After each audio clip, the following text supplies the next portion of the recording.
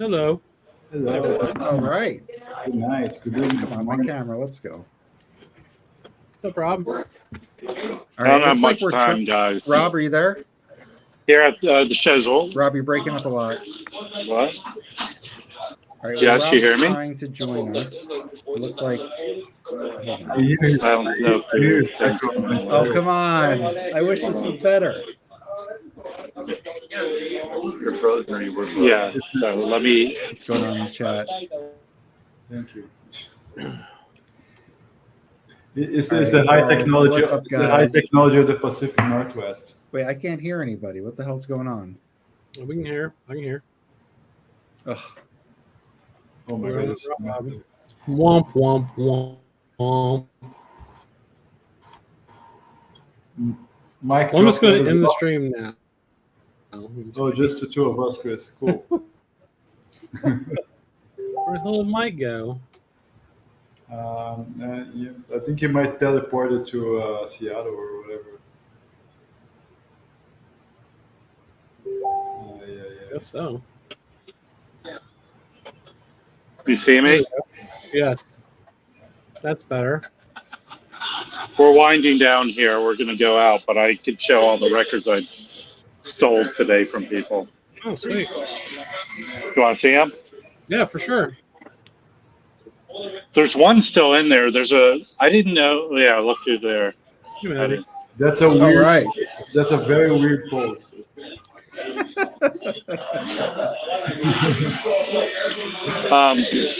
There's a Ray Draper. I thought Ray Draper died, but there's some He did. Ray Draper soul. No, died younger than put it out jazz soul albums in the 70s, and it's called Oh. like Chicken and Red Beans or something like that. Yeah, that But sounds right. it didn't. Do you remember what label it's on, Rob? Epic. It's on a yellow Epic label. I can Okay. run in there and get it. No, The it's guy's okay. only. Okay, so I'm going to show real quick. I picked up quite a bit of records. So Yeah, that was I 68. Oh, that's awesome. right, but I have another one at home, so I'm probably gonna sell it in the auction. buy This it. might be better. Jeez, Liz. Put it on the side for me. Harry actually gave me this record, and this is a mint edition. That's With cool. Dan Very nice. Gelder and the Deadlocks. Oh, fantastic. Yeah. I'm All right. assuming is that the one that they just put out on Real? No, this is the best of it. Dorothy Okay, Ashby okay. best. Okay. It's a blue prestige label. Okay. This is a OG Warner Brothers. There's one you can get right now.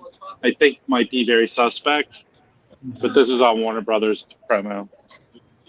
Nice. Yeah. So hold on one second. There's some irritating guy right next to me. Hello, everybody. He's saying it loud, very loud, just to watch it. All right. So this is cool, right? Very cool. Picked up another one of these. I'll probably put in the auction. This is a good one. Okay. This I'll save the two fines. This will be an auction record, I think. This is a Gabor Sazbo. Does anyone know that label? I don't know that label. No, No, I haven't heard of that. never heard of it. Yeah, it's 1968. Okay, this is a Van Gelder blue label, Black B. Oh, I have that. That's really good. Yeah, That's one of the few. That's one of the few records with Babyface Willet on it. yeah, that's why I picked it. I knew that. Yeah. This I've been looking for. In fact, the Record Safari posted it twice, but I was never there to get it. So What pressing is that? this is a 1972 OG Impulse. Nice. Nice. You know what she does on that? She does my favorite things and I forget, but yeah. So and a Love Supreme. She does my favorite. She starts it with my favorite things and ends it with a Love Supreme. That's a cool record. Yeah. This was the find of today. Yeah. Awesome. I got a visitor too also today. Which is the harder one to find? That's hard. They're all hard. Oh, All of okay. them are You hard. want? Hold on. Let me prop the phone up because this one's cool. I'll show you. Oh, come on. Here, I'll show you. You can see. A promo. Yeah. Nice. And then I'm going to post a video. I got to edit it. But I spent a half hour with Kermis cleaning cleaning this thing. And what happened? There is a skip in it, but so there was a guy who I used, just this guy, and he had headphones, and the guy and Kermis were listening, going, "Man, that sounds horrible." You couldn't hear it; it was all scratches. Yeah. And he spent 30 minutes on this, and the guy goes, "Wow, that sounds 60% better." So he made it listenable. He couldn't get the skip out of it, but you'll see the video on his process of fixing this. I So can he get did. skip out of it. He made it sound listenable. So he made it go sounding from that you could hear the music. Hi, Jazz Oh, Boss. it's Patrick. Hey, He can't hear you. I'm wearing headphones, dude. Okay, can you tell us where you are and what you've been doing the past couple of days and what you're planning to do for the rest of the weekend? So I was laying in bed and I heard there's very noise outside, and then a white light came in and beamed me up into a spaceship where I was probed. No, so we're at the Pacific Audio Fest. It's a hi-fi show in Seattle. It's at SeaTac, which is a city and the name of the airport. I flew in, and Michael Poetry and Plastic and I are staying at Mazzy's. We flew in yesterday. We went to actually have other albums. Yeah. He can't hear you, so say all the things you want to say about it. What a douche. They just said you smell like horse shit, Mazzy. It's crazy. So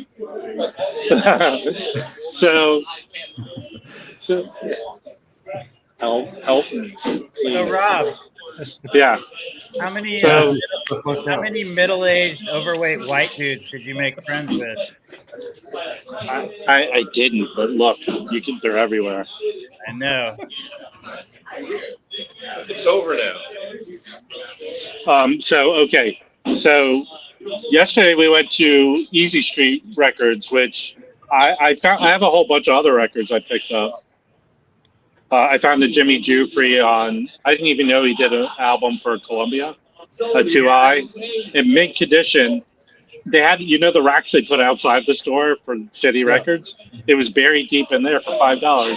It's a like $50 to $80 record. It's crazy they had a ton of it. On that one? Is that the Don? No, it's Paul Bly and Steve Swallow. and Steve Swallow. Yeah, we listened to it last night. It's awesome. It's done around the same period of time as all the other 63. This was like 62. And then I picked up a bunch of stuff there. I picked up The Awakenings, Sonny Fortune. So, The Awakening, the Awakening Sonny Fortune, is that the Straight East one? No. It's is it Horizon? Is it Horizon? Okay, that might be. So it was $5, but I picked up Yusuf Lateef record, and then we're going to go through the. I met Dizzy, the guy who Mazzy sells records for, and he had a Miles Davis Quiet Nights record for me. I have a Red Garland that he had set aside for me, and Which one? I don't. Prestige, OG mono Prestige. Oh, But it looks a little rough. It needs to be cleaned up. And then some other stuff. But I have a good, healthy amount of records to bring back with me. So. We're still not done. We'll probably go to other places. How is the show? How are the rooms? I mean, the show is the show. If you ever go to one, all the rooms start blending together. I did see the Claudio, the record cleaner company. They came out with their new turntable, and that was kind of impressive. I went into one all the speakers start to sound the same to me, but I went into one room and was very impressed. Like the speakers were so aligned perfectly that all the sound sounded like it was coming in front of you, but yet the speakers were off to the side. Yeah. So I mean, it's big. It's not big enough that it takes days. Like Michael Poetry was saying, Expona, he spent 3 days and didn't even get to all the stuff. You could get to all the stuff here in one day. Expon is huge. Which speaker did you like? Which what? Which speakers did you like? I can't even remember the names of them. I didn't write it. But I mean, again, they're all kind of good, you know. Yeah, it's like you're starting to spend like $30,000 for speakers, you know. They're not going to sound shitty. Yeah, exactly. Now, Rob, one of the cool things I saw is a panel with Tim Gray. No, well, that was on Steve Westman's stream. Yeah, he did a stream. yeah, Yeah. That was great. Yeah, I was like roving reporter guy. I was just walking in and out of rooms. Yeah, but it was cool. He was like one of the guys, you know. Yeah, that's all. Any other questions? Get the hell out of here. Did you get any good food yet? What you're drinking for dinner? You go out? Where are you going for dinner? Yeah. Denise? Is that French? Denise? I don't know. I don't know where we're going. We're going to something. Fucking Denny's. Denny's? Denise? Le Denny's? Le Denise? There are, see, like, they have a setup. They're giving away, like, whiskey and beer. They had some of that. That's cool. Yeah. But yeah, it's a good show. I thought I'd pop in, show the records. But yeah, we're gonna go have fun. And then tomorrow night at Mazzy's, there's a big party. All those Seattle people are coming over. So That's awesome. yeah. And Mazzy's already posted videos. We're gonna do a show. How did Harry do? He did okay, but I mean, it's Friday. The turnout's not as good as tomorrow. Will probably be much better. But he did good. I mean, Harry has some good stuff. I would have bought. Yeah. Anything else? I'm trying to find out where the hookers are. Oh my God. I'm sure there's an app for that, man. Go the opposite direction from Azzy. There's one floor that they rent by the hour here. So there was no like nobody had like speaker girls or anything like that. Like there wasn't. You know, times are tough. They can't hire speaker girls. So Rob, here's a question: were any of the rooms playing jazz, and what were they playing if they were? No, they weren't playing jazz. I had to ask them to play jazz. They were playing like weird, unique kind of stuff. It wasn't like. Yeah, and what you'd notice is like the last bunch of shows I went to, it's a lot of streaming, not a lot of media based. Yeah. The best sounding rooms usually, in my experience, are playing reel to reel. Believe it or not. But I didn't see it. Most of the stuff here is streaming. They're using Tidal and stuff like that. Which I mean, it sounds fine. I mean. They're selling because they're selling high end network devices and stuff like that. Yeah. Did you see any other any like YouTube guys or anybody else that you recognized? Yeah, we pummeled too many records. You know, it was cool. No, you didn't. He's soaking his head in the third stall in the men's room. Other than it was funny. One guy came up to me and he goes, "I know," like my typical response. Yeah, I know who you are. But Patrick I don't think Patrick has really had it a lot. So a guy standing next to him and Harry having a conversation. He goes, "Yeah, I've seen you on YouTube, Harry, and there's this guy Vinyl Archivist I watch." And he goes, "Dude, I'm standing right next to you."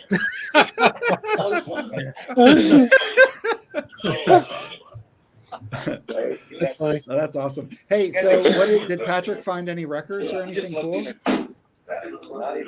I think he found some cool stuff. In fact, Poetry on Plastic found good stuff. Like he found, you could see in I think in Mazzy's video maybe he found like we went to I think like a lot of the stores up here don't know what they have. That's the kind of thing I thought. So they'll just think, oh, I have a UK Blind Faith, $50, but it's worth twice that much, you know? Yeah.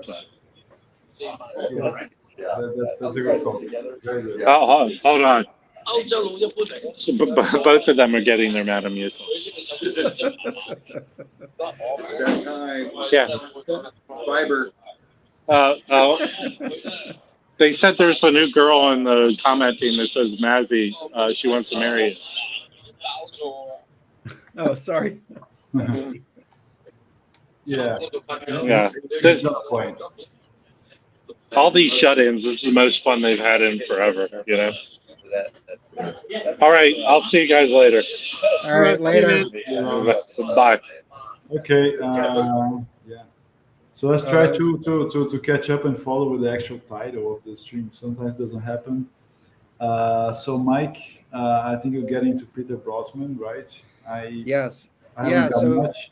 If Santi wants to jump in Yes, instead of criticizing and saying something, that would be great. So I've just been getting into Brotzmann like literally the past 2 weeks, and I got his record in earlier this week, Machine Gun.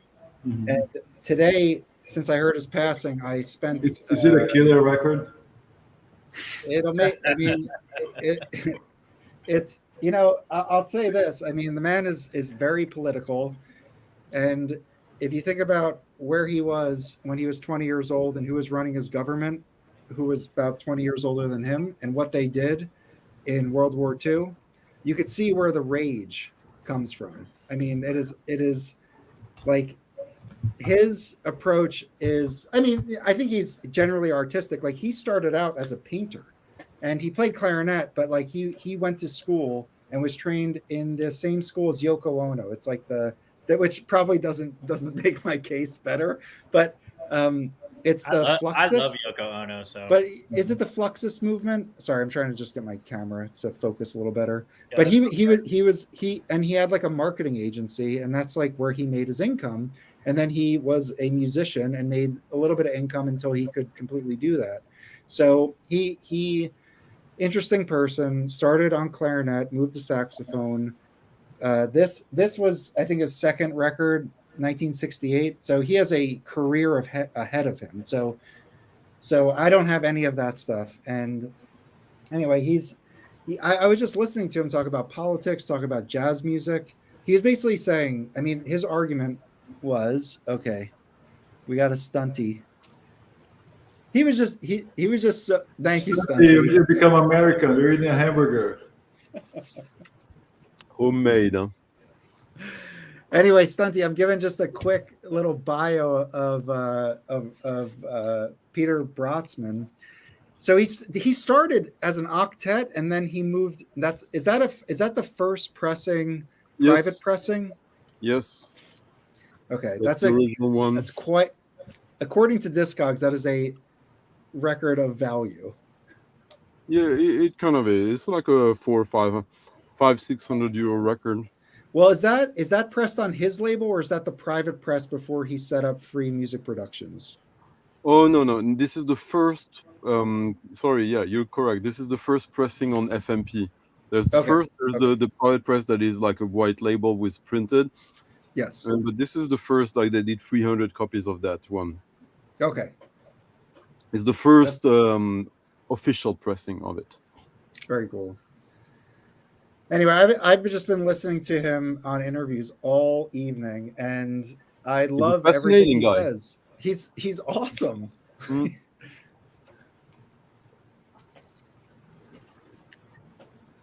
Much better than Keith Jarrett.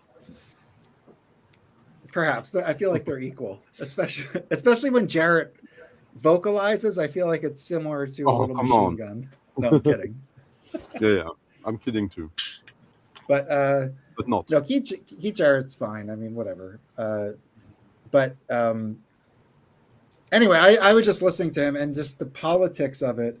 I won't repeat it because I won't do it justice. But that I thought was fascinating. I thought how he moved. He was born in Germany, studied in Germany, then I think moved to Amsterdam. I was going to ask, was he based in Germany or he moved? Well, he was saying like when he was in Germany, there was so much tension about the war, about the politicians who were running the government, and when he left to go to Amsterdam, it was like a breath of fresh air. Like it really was. He loved it. Like it was just like he could kind of breathe a little bit. And then he met people from all around Europe and the United States, and they started making music together. And he put out a bunch of stuff. He started his own label. He also worked, and Stunty, correct me if this is wrong, but it's like the global like Global Unity. yeah Yeah. orchestra or something like that. Yeah, it has different names. I played on my stream earlier. I played a 7-inch from '74 of that. Played. I knew he died. He passed away, but my stream today was improvised because I didn't think I would be able to do it because it's midsummer here, so lots of booze, lots of partying, and but so someone obviously in my comment section like reminded me of that. Oh, let's do an homage, and the first records I knew of his that where they were on my shelves were these two 7 inches on FMP, early ones. One, the one I told you, Global Unity 74, and the other one, which is a double gatefold 7-inch album, which like you gotta love the format already. And it's Han Benning, Fred Von Hove, and Peter Brotzmann with 15 kids. So it's like free jazz with kids, which already is sure you can do it for fun. And there's been other projects like that in other countries. Colette Magny in France and in Sweden, I don't remember the name, but there's something. But that record, like for me, is very symbolic. Both the music is great and even more experimental because it's fucking kids doing whatever they want with some maybe the 3 top improvisers in jazz world back then, and but they decided to do it and to release it seriously, and I love it because it's sure there's the politics, the radicalness of it, and there's also another layer which is it's fun, and I hope it's, and I know it's only a pun, and like the title of the stream with Felipe, like and even if it's true, I know Felipe enough to know that like if he would go start to sink his teeth into it, he would find something for him in Peter Brotzmann discography, because it's so wide and the guy is such a master of his craft that there is so much. Like he really is one. Yeah, since I would say that since all the big names of the 50s, 60s, there's no one like him. He's absolutely the #1 jazz musician since the 60s. Oh well. Oh well. Well, so where did he move since after this record that you guys showed in his discography, his trajectory? Where did he move to? Well, After that, why not? I mean, if you think about the US, the States, you wouldn't ask that I question. mean, which direction did he go? no, where did he move? Oh no, but no, he. Oh, you mean musically? Yes. Oh, he continued that. Well, he was saying that he really connected with some American jazz musicians like Steve Lacy, Don Cherry, and Cecil. He did Cecil play Taylor. with some of the greatest minds of the time. Like there was on Black Edition they released last year an insane album, which is Peter Brotzmann with Milford Graves on drums and Hamid Drake. No, not William Parker. So William Parker, which is a new, he's like late 70s. Maybe even mid 70s, but then he was like 18. Milford Graves started in he's old school, and Peter Brötzmann is also not as old school, but still, and that record was fantastic. And I mean, there is probably a ton of recordings of Peter Brötzmann that have still not been heard by anyone apart from the people who saw the gigs, and eventually these records, especially now. I hadn't thought about it before right now, but now I'm just starting to think about all the money I'm about to spend in the next couple of years. Hold on. So when you were on your live stream, you mentioned you had a lot of his records, like a lot, like 30 something of his records. Now, Yeah, so this Machine Gun, this is his octet, but isn't he known for like a trio, or is like I know he does the solos classic and duets. trio, yeah, the classic trio is him with Fred Van Hove and Han Benning. But at the same time, I don't think you can think about Peter Brotzmann in that classic way. Like, what is his best formation? He just, if he plays solo, which is rare, but it happens, in duo, trio, quartet, whatever, for me, it doesn't really matter like it does with some other musicians. Like, for example, Steve Lacy, usually, yeah, I love him to death, but there are some records that I don't like of his, and usually I can tell by looking at what formation who's playing, but also what size of the orchestra, or and same with a bunch of others. With maybe with more time, I would have similar feelings with Peter Brotzmann, but usually, in my experience, like whatever formation he has can surprise me. I'm not saying I like everything he's done, but and that's actually interesting in the sense that if Felipe thinks this is too much or like very hard on the ears, there's not like a formation that you would think, oh, this is not for me, because the next record might be completely different and have like some blues or some version of blues or something. Mhm. And even if it's not the norm, like he is the master of what is called free improv, obviously, which is a specific. Now, I was watching an interview and he was saying he didn't like the term free because he felt like it implies freedom, and then that it's not necessarily that there's freedom, but there's a coming together and going apart type thing. He said it way better than that. What was the But term he liked to use?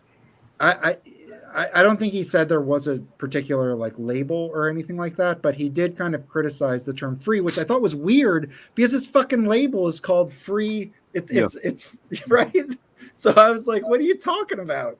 Mhm. But no, I think he was just saying like originally it implied that we could be like have complete freedom, but when you're playing with other people, that's not necessarily the case. I'm not going to do a good job explaining it, but I just thought that was interesting. Yeah, well, when was that interview though? That was later. I watched later. Like he all had a gray beard since then. Like all Growth. the interviews, he had gray Yeah, beards. Mike, growth. Yeah. Like Yeah. when you are into challenging yourself as at least as much as the audience, Mhm. and you have such a long spanning career, like 60 years. Yeah. If you stay the same at the beginning, then like in the next 20 years, that's not a good sign. Well, one thing that I thought was super interesting in multiple interviews, at least two, he criticized the academic educational approach of jazz. He basically said, he was just saying like you need to use these instruments for your voice, and if you're not doing that, then you need to just give them away, because the academic nature, he didn't use the word academic, he called it the conservancy. He said if you come out of conservancy you could do a lot of stuff, but like you have no voice, or you may not have any voice, and that's and you can learn scales and you can learn counterpoint and all this stuff, and that's very good to know, but like at the end of the day, and I feel like the reason why he says that is because in earlier in these interviews, he's talking about the rage that he has because of the situation that he's found himself in with politics and history and all of this stuff. And it just, for me, it just makes his music so much more understandable to hear all of that, because I feel like I get where he's coming from, but at the same time, he is okay. This is what I want to ask you, Stunty. Yeah. All the stuff he's doing it also, and I don't. This is not him saying this. Is just there is a shock value that he's learned as an artist that I think he's involving in this and wants a reaction from. And people who don't like it, like when the reviewers say he doesn't like it, he found a way to revel in that, I feel like. Well, I mean, just the album you showed, Machine Gun. There's also his most famous album is called Topography of the Lungs. It's all kind of dramatic and hints at a form of violence, either passive or active. But I prefer to look at it that way. Like when we talk about freedom, it's not directly a synonym, but if you think about music more generally, the concept of fantasy, freedom and fantasy, it's could be the same in a way. And I think that like doing the music he does, like when he talked about the academy, like yeah, in academy you learn a lot of things, but the academy is not going to teach you fantasy, to have fantasy. Maybe it does actually. Maybe I'm talking out of my ass, but I that's not how I see it. And I don't care if like I can have my interpretation of him that is my own and that he might posthumously disagree with. I don't care. Like I have my experience. I've seen him live a bunch of times with in different contexts. The way I became aware of him was not through him, but through his son. In 92 or 93, I saw his son, Kaspar Brotzmann, with his band Kaspar Brotzmann Massacre, which is a noise rock band that is extremely intense, quite minimalistic, but super intense. And they did records together. I talked about that at the end of my stream. Someone asked me any final thoughts about Brotzmann, and for some reason I started to think about that. Like the guy, okay, he was a musician, he was a trailblazer, but he was also a father, and in all senses that like his son did go another way. He's a guitar player, a noise guitar player, and I don't know of course I don't know the private conversation and if there were some issues with that, but they played together, they did records together, they toured together, and I saw that once actually, and that was fantastic. That was absolutely fantastic. And I like my first thought, even if I don't know him personally, but when I heard about when Alex Motoric mailed me that Peter Brotzmann had died, was for Caspar, and because he's not the giant that his father is, but because he doesn't have the same discography, but like it made me realize that the intensity of Caspar Brotzmann's Massacre is actually, it's not random. Like, I mean, it's not because you have a great father that you're gonna be a great musician as well. And I'm not saying he is, but there is something absolutely unique about the music of his son. Um, and I just like the idea that they actually played together, they did stuff together, um, they built bridges, musical bridges. And even if people think about Peter Brotzmann only as like yeah, the free improv guy, like the hardest motherfucker in jazz, like John Zorn is like a choir boy compared to Peter Brotzmann in many regards. But that's the shock value way to present it. Also, you talked about his shock value. I Yeah, think there's as much, if not more, shock value in the way we represent him before we understand him. And I'm not saying I understand him completely, but yeah, maybe that answers your question a little bit. well, I don't think it is a matter of understanding, right, Stanti? I mean, they're just doing what they're doing and trying to evoke a feeling, you know, in people, in the audience, in the listener. There's not necessarily has to be a label or, you know, I think that's just the way art works. that's what. So in one of the so two things I want to say to Felipe. He said in his interview that the audience is 50% of the experience, or of the when he's playing, Yeah, right? Like when he, actually, for sure. like, because he was saying, he's like, sometimes, like, this is what he said. He goes, sometimes at the end of the show, like a young woman will come up to me crying, saying it was too much, and he's like, that is like, that I want to hear that, like, that's part of it, like that means I'm doing my job, type thing.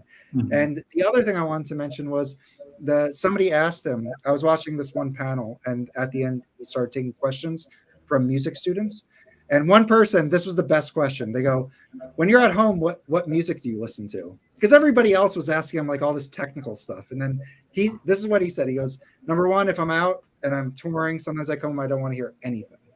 Like, I just don't want to hear any horns. I don't want to hear anything. But he said when he listens, he likes to listen to blues and Ellington and Monk. And I just thought that was interesting because, Ellington and Monk are giants. Well, you see, like, and by the way, Nicole is totally right. Topology of the lungs is Evan Parker. Like I'm mixing it up with, but they're all related in many ways. I think she would agree. Yeah, seeing it live also unlocks a lot of this. But like someone who's kind of not perceived as extreme, and I remember when you guys we had discussion about Steve Lacy because I'm heavy into it, and you guys, yeah, you've been listening to that music for 3-4 years, maybe more. I don't know exactly, but like Steve Lacy is not the first name that comes when you, of course. But so if you would say that he's kind of in between normal jazz and the extreme of Peter Brötzmann, like Steve Lacy is the ultimate monk guy, interpreter. Right? Like almost like most of his records under his name solo, like a lot of this they will have a monk tune at one point or an Duke Ellington. Like yeah, it has to come from somewhere, of course, but when I listened to earlier, that 7-inch I played of Club Unity, I can hear that music in it. Sure, it's free in the sense that we talk about, even if he had objections about it at one point in his development. But it's not there's nothing like, even when he goes at his most terrorist aspect, like it's just a journey. Like if you understand, if you've yourself experienced some of the stages that in jazz history, like it's not that difficult. And I'm sure Brandon, like I don't know if Brandon listens to Brotzmann. I would be shocked if he didn't know about him. Maybe he doesn't listen to it, but at least like, because I know from seeing you, I know you know your jazz. But that's obvious to me. Well, also the thing I like about artists like Brotzmann, I have a couple Brotzmann records, but like what Mike was just saying, and I think this is really important, and I don't want it to turn into like an art school kind of talk, but the idea that the woman said, that performance made me cry, it was really difficult. I think sometimes with like for a lot of people, art is sort of this music and jazz and art can be sort of this comfortable escape from things. And the reality is there's a lot of really good pieces that are really difficult and the experience is visceral and kind of uncomfortable. But that's okay. And you can always like put it on and walk away from it and sort of like think about how it makes you feel. Like the person who was at the show saying it made her cry. Like there are times where you don't want something to make you feel better. You just want the experience. I was playing Mike Taylor this morning, and it's a real sort of destructive kind of piano music, and but it's really good. And it's sort of like one of those things where, and if I start feeling, if I don't feel good about it, if I don't feel good about feeling bad, I can just turn it off. And stop the experience, right? It's like you have this ability. It doesn't all have to be happy.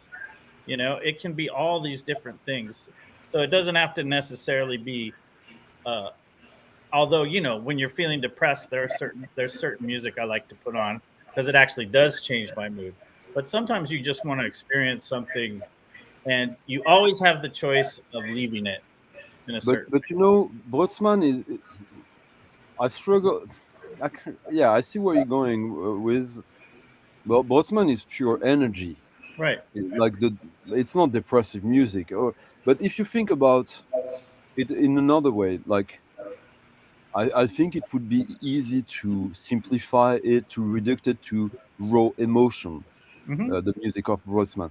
Then it's very easy to put in the same category as punk, which is very popular Yes. music, Yes, which is I not thought Or that difficult. too. I or was Coltrane, thinking that. Yeah. or John Yeah. Coltrane. Yeah, Yeah. and then So if you put like Anthony Braxton, mhm. Anthony Braxton is Yes. difficult music.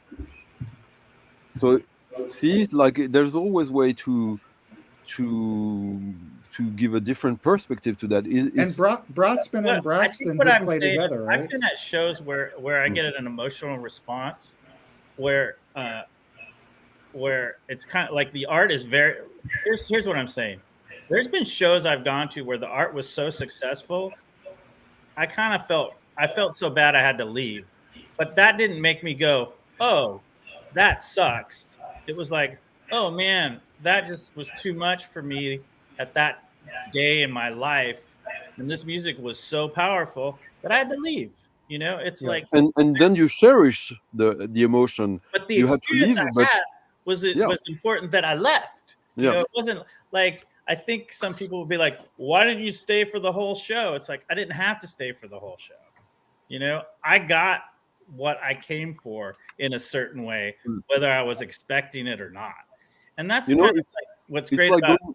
jazz music is you can have an experience that is unexpected and it may be a different I think the idea that you're going to put on a record and have the same experience every time is sort of limiting. So I think when Mike was talking about some of the things that Brotzmann was saying about you know constant development and stuff like that, that's an element that's really cool, you know, in You music. know, it's not exactly the same, but if you think about going to a nightclub because you want to dance, you have this urge this night, "Oh, I want to go to dance," and Mhm. then you're there. You have no other like intention, like picking up a girl or a guy or whatever, which is also a function of the dance club. Dance, yeah. Um, and then at one point, you you've danced your body off, like you got it off, and you're content, and you go home. The party is not over, and there's nothing wrong with that. Like Mhm. it's very easy I think at least to picture yourself going to this kind of party, which is artistic, and there's a DJ, and it's good, and you dance, and after like an hour and a half or two, you're content. You go home. You know that the party will go on for 2 or 3 more hours, and that obviously you will miss what you don't see and don't dance, but that's fine Sure, because you got what you needed. You didn't know exactly what it would be. You sort out. You go to a gig, it's the same, sure. and at one point, as you said, you're content that like you had to leave because it was either too much, but in a way, it's just that it was enough. It was what you needed, It wasn't too and much. It was just yeah, it was that was exactly. what I needed, and it was And I you know when to any leave so more of that it. you don't spoil that experience. Or I didn't, or more of it would have made me feel a different way. Yeah. And I was okay with the feeling I was having at Mm. that time. And I think that there's um, a lot of the music I'm really drawn to. I think some people would call it a lot of the jazz, especially people might say, "Oh, well, that's really sort of brooding and dark and kind of depressing." But it is in a certain way because it's very emotional, but it it may be the what I needed at that moment. By the way, if you don't mind me asking, it's a bit sidetracking the topic, but I see obviously that Brandon he invests a lot in jazz, but what other kind of music do you feel invested? Either you're at the beginning of it or you're really deep into it already, Oh, there's a lot of early early 80s, I guess what you would call alternative as well. like You know, all, post-punk, industrial. yeah, like the 4AD stuff from Mm. England. I So would say very a similar lot to me then, yeah. of that. So a lot of that stuff, and then some of the, all kinds of stuff. Some of the minimalist stuff that like Steve Reich and Yeah, Philip Glass, Terry Riley, Terry Lamonte Young, all Riley, that. some of that stuff. But I would say jazz and the early '80s or all the '80s kind of British stuff is probably the biggest influence, and then David Bowie probably. I mean, that's sort of like that was my first music. So which is interesting to me in the sense that like oh well no, it makes no sense because now I'm assuming that you're a Brötzmann and this kind of fan, and which I don't know. You just say that you're aware, but no, I just have a couple Yeah, of his records. In fact, we were talking about that before because it was like, well, I but do have how some. much do you think this is about opportunity? I mean, you live in the US. For me, finding these records, it's not easy, but it's not difficult. Mhm. Like I, Yeah. I bought all these records in shops at really good prices. All these are Brotzmann projects. Yeah, And I'm on the West Coast, so it is pretty easy for me too. We have a lot. all right. We have a lot, and it's pretty diverse too. And even in San Francisco, Los Angeles, Seattle, Portland, all have pretty diverse music scene, music record shops, CD shops, etc. So it's not difficult to access at all. It's weird because I would have expected this would be more easy to find on the East Coast than the West Coast. But Well, I think but we get so much East Coast stuff too. But yeah, I know what you mean, like some of the New York stuff. Yeah, I think it depends on where you are on the East Coast. What? I think it depends on where you are on the East Coast. Yeah, Manhattan is definitely a certain. Manhattan gets a lot of everything. is it like a shop in the on? No, New York City. New York Oh, City. you're talking about Manhattan. Oh, yeah. New York City gets everything. But where do you find these shops on the West Coast then? We have. I mean, I'm in Portland. I think we have almost 20 record shops. Yeah. So it's not too difficult. We don't see any of that kind of shit here, ever. Yeah. Just never. And I mean, these records, these are original pressings of that, but it's still not like. I know that in recent it gone up in price a little bit, but it's still like these are not crazy expensive records. It's like 40, 50, 60 bucks records. Well, they aren't going to be now. Yeah. They'll probably go up. Probably go up some anyway, right? You would think. Yeah, I had lots of doubles. I remember like a year or two ago, I sold most of my doubles of that. But I'm happy for the people who got them. It's Yeah, exactly. Yeah. I was looking at this Stunty. You guys, the guy Coltrane? I forget his name, but you know him? Who? Coltrane? Cole? Cole. Yeah. He was there during my stream today. So he was saying that his favorite Brotzmann isn't machine gun, but it's nipples. It's nipples, yeah. So I looked it up, and between the past like 24 hours, like everything in the United States has like been sold. Like people have been buying his stuff because a lot of attention's been given to him since his passing, so it makes sense. But I was looking to get it, and I'd have to import it, and it would just be really expensive. I saw Brotzmann today, like after you told me that he had passed, and I was like, oh, maybe I should, but I didn't. But because I was looking for something else at the time. But yeah, they're out there. Yeah. The last question I have on Brotzmann, he was talking about he collaborated with somebody from Japan, and I can't remember this person's name. Does that ring a bell, Stunty? Was there a Japanese collaborator with him? I don't know if it was a musician or a producer. It just seemed like this was somebody that he was working with, and he was just talking about the personality and all that kind of stuff. Toshinori Kondo, I think, yeah. I think that's it, yeah. Who played, but Toshinori Kondo, he was in New York. Okay. He did a lot of records with Bill Laswell, or produced by Bill Laswell but he's done. I think he's done with different. I'm pretty sure he's played. He was a guy who played live, and for a long time. So he's probably played with everyone. And you know what you know, depending on geography and what has been released. But we're probably gonna see, as I was saying earlier, archival recordings that will surprise. Mm-hmm. Yeah. Well, for me, I'm just starting my Brotzmann journey. I'll continue to look at his stuff. So the two things I'll look at are his catalog and then his label, FMP.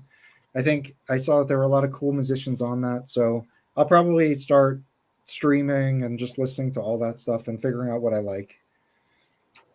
I'll tell you what, though. Sorry, That's all right.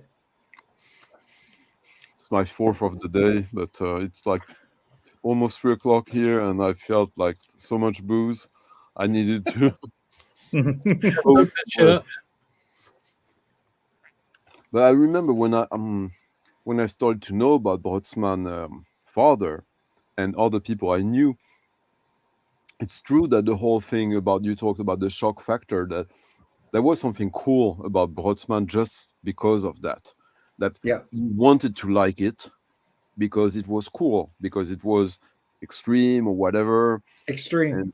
And the guy has a big beard, and there's this image of him that like the grumpy guy, which is not necessarily true, but there was it was easy to project a lot of things that are energetic, that are exciting about him, which are not necessarily true, and which you're not necessarily ready to appreciate for its real value. Being like, do I appreciate it for its real value now?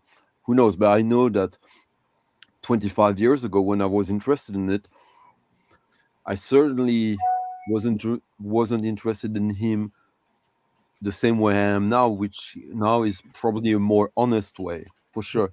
And I know a lot of people for which it was that.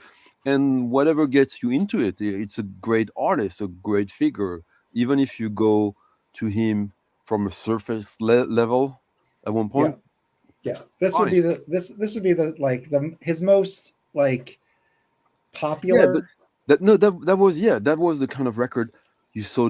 It's a cult record. Even if you didn't like the music, I know people who have that record. They're not really into that kind of music, but they love having and owning that Right. record because what it Right. represents. That's kind of why I purchased it. I listened to it and I didn't know anything about him, and I was just like, I know this is an important piece of music, and I'm trying to, expand my collection to include, significant milestones, and this is something that I think is valuable, and I wanted not valuable. That's not the right word, but I think it's worth having, and that's why I got it. And then it just came in earlier this week, and then the man died. And I'm just so happy because it gave me the opportunity to really, this past literally 24 hours, I've been diving into everything of his, and he sounds like a damn genius when he talks.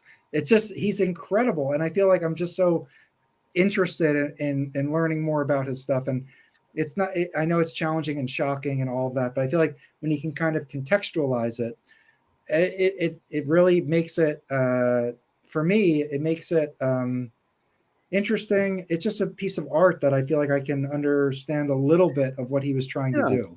And basically, to sum it up, all these feelings about it, if you still feel that the music and maybe the character is antagonistic to you because of where you're coming from, allowing yourself to confront yourself to it, like, it's only positive. Like, everyone should be proud of themselves. Well, proud is a big word, but like, when you have this intuition that this is worth confronting myself to, even if I don't know if it will end up something for me, that's like going to university, which is awesome. It's fucking awesome when you don't just go to university because you need to, but like when you just enter the house of knowledge in a way, and you pick from.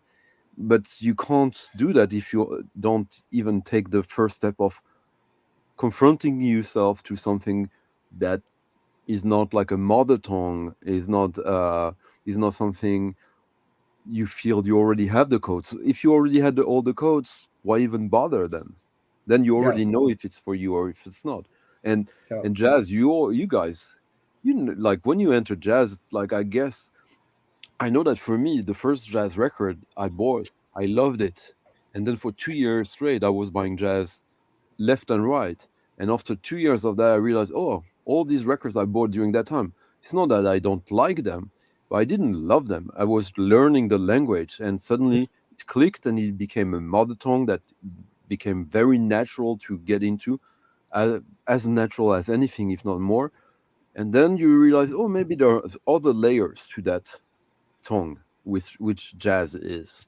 And for some, they enter historically very early. I entered around like 58, 62, Mhm. 64. So Yeah. for me, of course, it's a quicker journey to reach Brötzmann than someone who entered in Dixieland or 30s jazz. Hmm.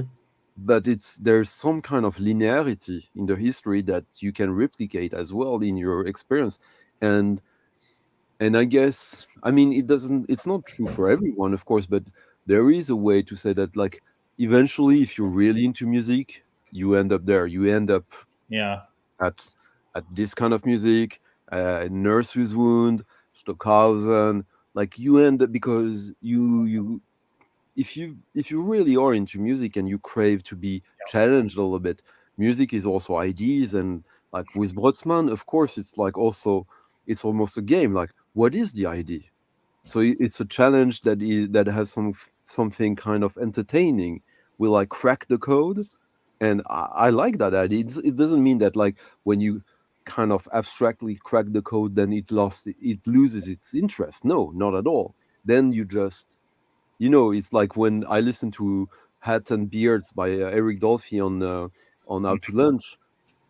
I reveal in like because I know it by heart, like how like they all play the same theme, and then you get Bobby playing his solo, and you hear the others like playing with him, but for him, with him, and when you get to understand the same kind of dynamics in Brotzmann and in Ink and all these guys' music, then you feel very similar things as well. But Yeah. just yeah, What's cool? So, like, I have these experiences all the time because, the cool thing, what the coolest, or to me, the coolest thing about jazz is how it's interconnected and how you start following.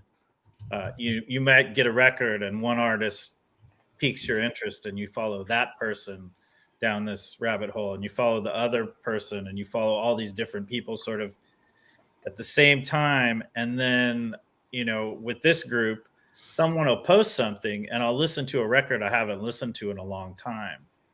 And you start to hear the connections from that record that sort of morph into all these other artists. And it's really an interesting how jazz is interconnected in different ways. And you start to hear from the historical and kind of chronological perspective, like, oh, I can hear certain people on these things. And lo and behold, even without the encyclopedia, you start to recognize the connections. And if you do open up the encyclopedia, well, there it is. You're like, oh, he played with that person at this date. And you kind of sense this sort of these connections. I was listening to Ted Curson, a certain Ted Curson record this morning, and it was like, which oh, one was it? it was the Barista, and I'm like, oh, there's the Mingus time he was. There's the time he was spending with Mingus. Tears for Dolphy, and it's like you get this like, oh, there they are together. It's like there's because I have other Cursons that don't sound that are before he was playing with Mingus that don't sound anything. That connection wasn't there yet, so there's just kind Hey, of just to jump in, Felipe, get in this conversation. I see you on mute. You're still on mute. You're still on mute. They're complaining my mic sucks, so I'm just muted. Oh, who said that? Yeah, nobody said that. I'm getting some echo. I don't know. I never figured the settings of this thing here. I don't know. It's Let me okay. show. Do you Rob know was this way more. record? All right, Oh, hold on. No, Give me I just. just got that. What I do you just think got about the it? reissue. Nice. I like Yeah, it. That's I think it's great.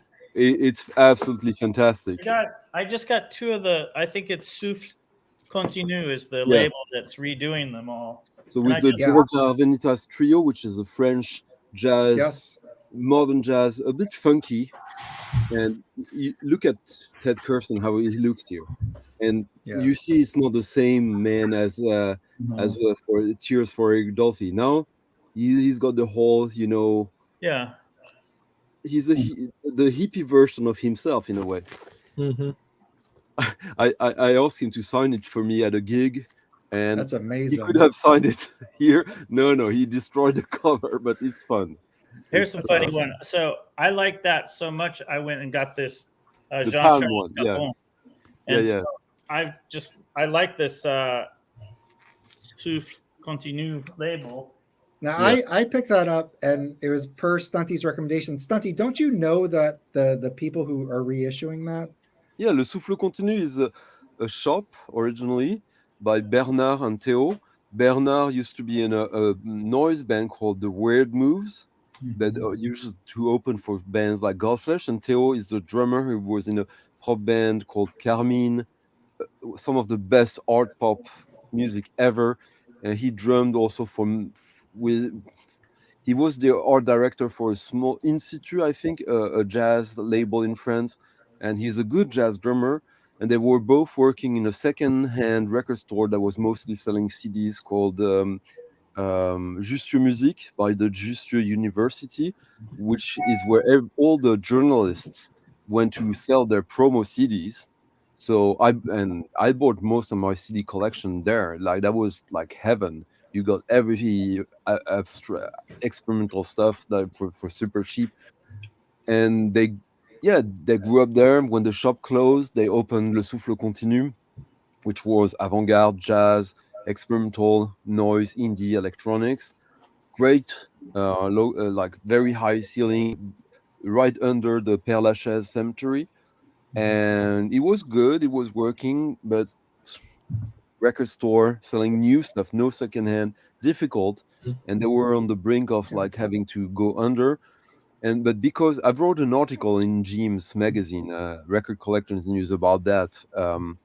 Uh, this music, the French European jazz, why isn't it more known outside of France, Europe? I think it's because there was no books about it, very few issues, and when there were, it was done by people who were not necessarily connected with the artists. Yeah. Souffle Continu have showcases very regularly with the people who are still alive. Jean-François Pauvros, François Tusk, and like Jacques Bérocat, they go there and they play for free on Friday afternoons. So there's a connection between the guys, and the guy from Futura, Gérard Théronès. Futura is a label, but it was a club night in Paris, and basically Gérard Théronès took advantage of these musicians being there to record sessions. Sometimes it was the live show, sometimes it was before or after, and he put them out. And it turned out that he had great taste, great curating taste, and he was also peculiar. He reissued himself on CD his records during the 90s, but he didn't let anyone touch the catalog. But he trusted Theo and the other guy. Now I forget his name suddenly. Bernard. Do it because of the proximity, not just the geographic proximity. Because that music, as you say, like this Ted Curson record. There's other good Ted Curson records, but this one is special. There's this track called like that reference LSD, that is very psychedelic in many ways. Maybe it could have happened somewhere else, but it didn't. So we don't know. So we can only assume.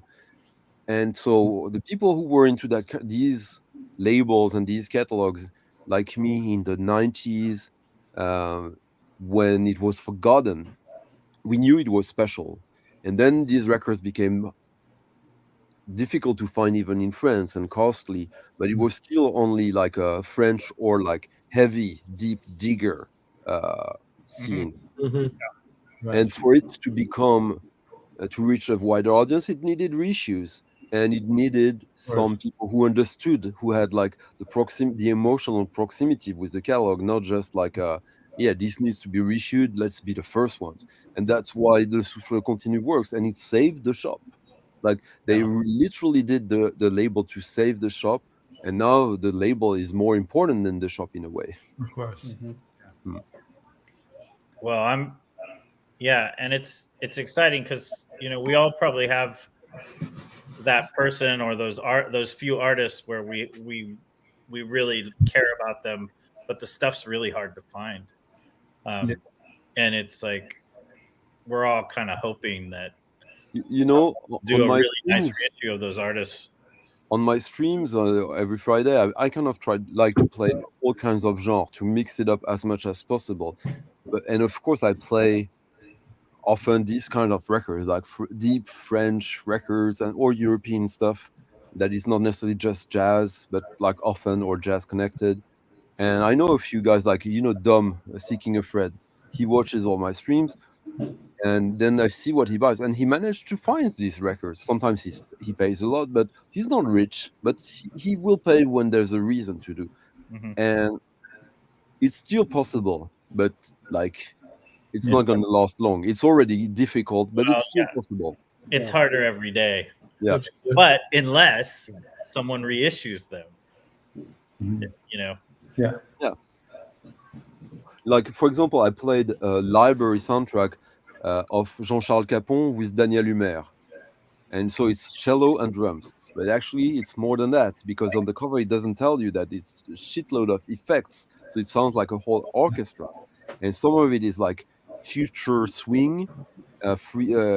It's extremely catchy. And sometimes it's like Aphex Twin, but from like 1980. And and how would you know about that? There's no book about it. So I play it. Dom buys a copy. Alex buys a copy.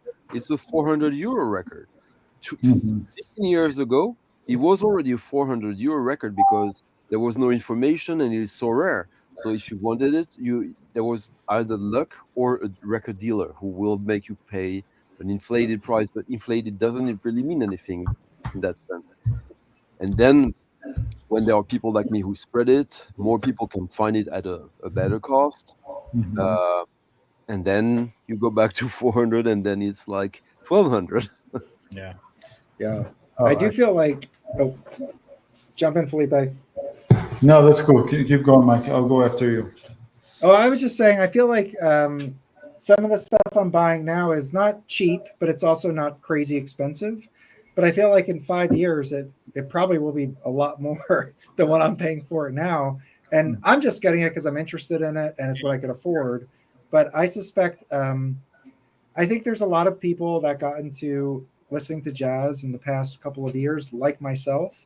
And I feel like we're all like this new cohort of jazz enthusiasts are going to start moving in outside of like this Blue this Note, kind of like Verve, exactly. Prestige.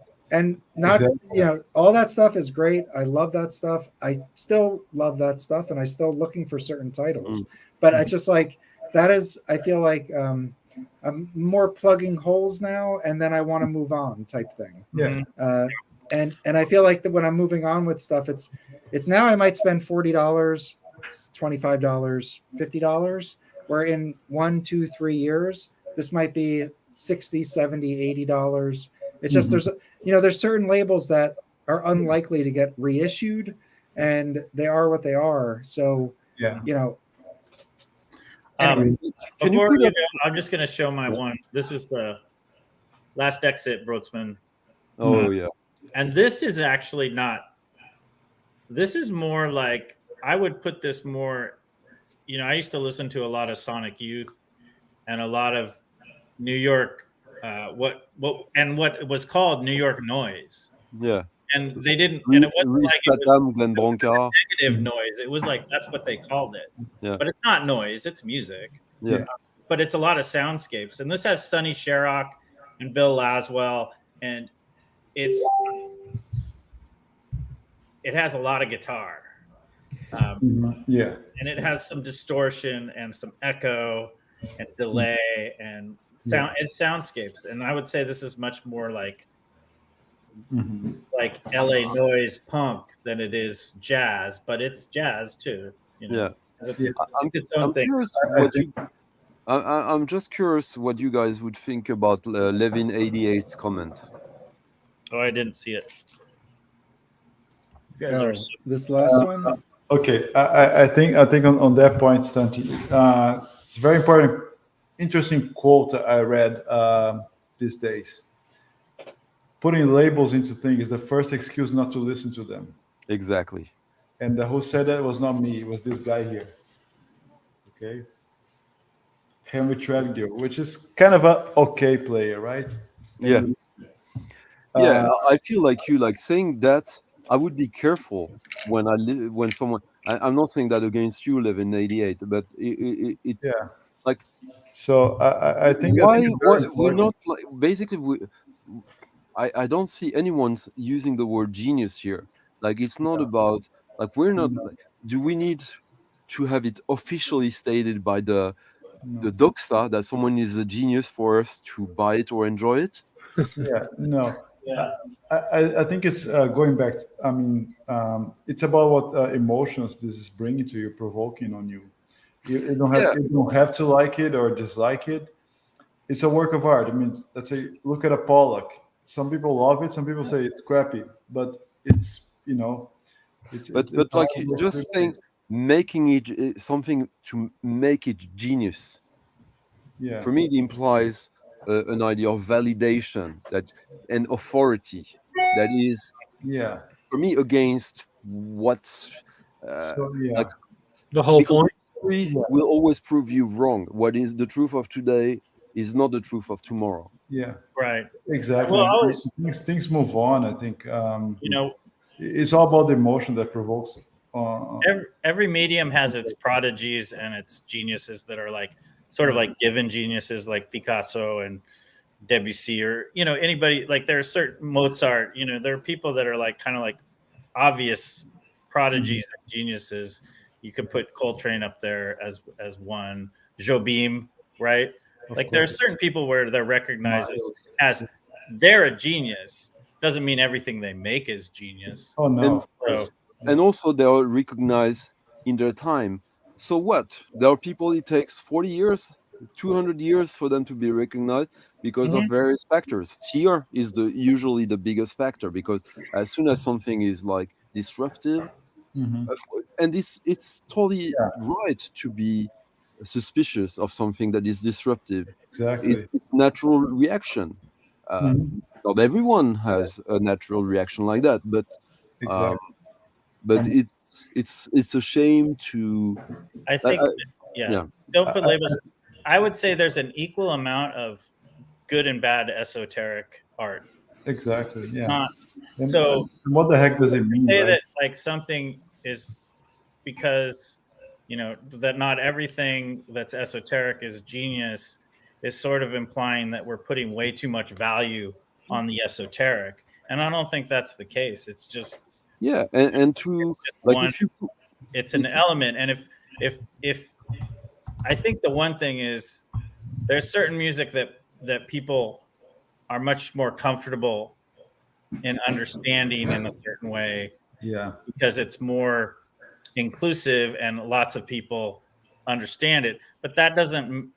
The esoteric is kind of weird because you could say heavy metal at one point was esoteric. Yeah, on the dictionary, esoteric means. Yeah, it means it is actually being hidden. Esoteric is likely to be understood by only a small number of people. So, right? Punk rock at one point was esoteric. That's what the dictionary definition for esoteric is. But originally is like, for example, if you look at like the difference between alchemy and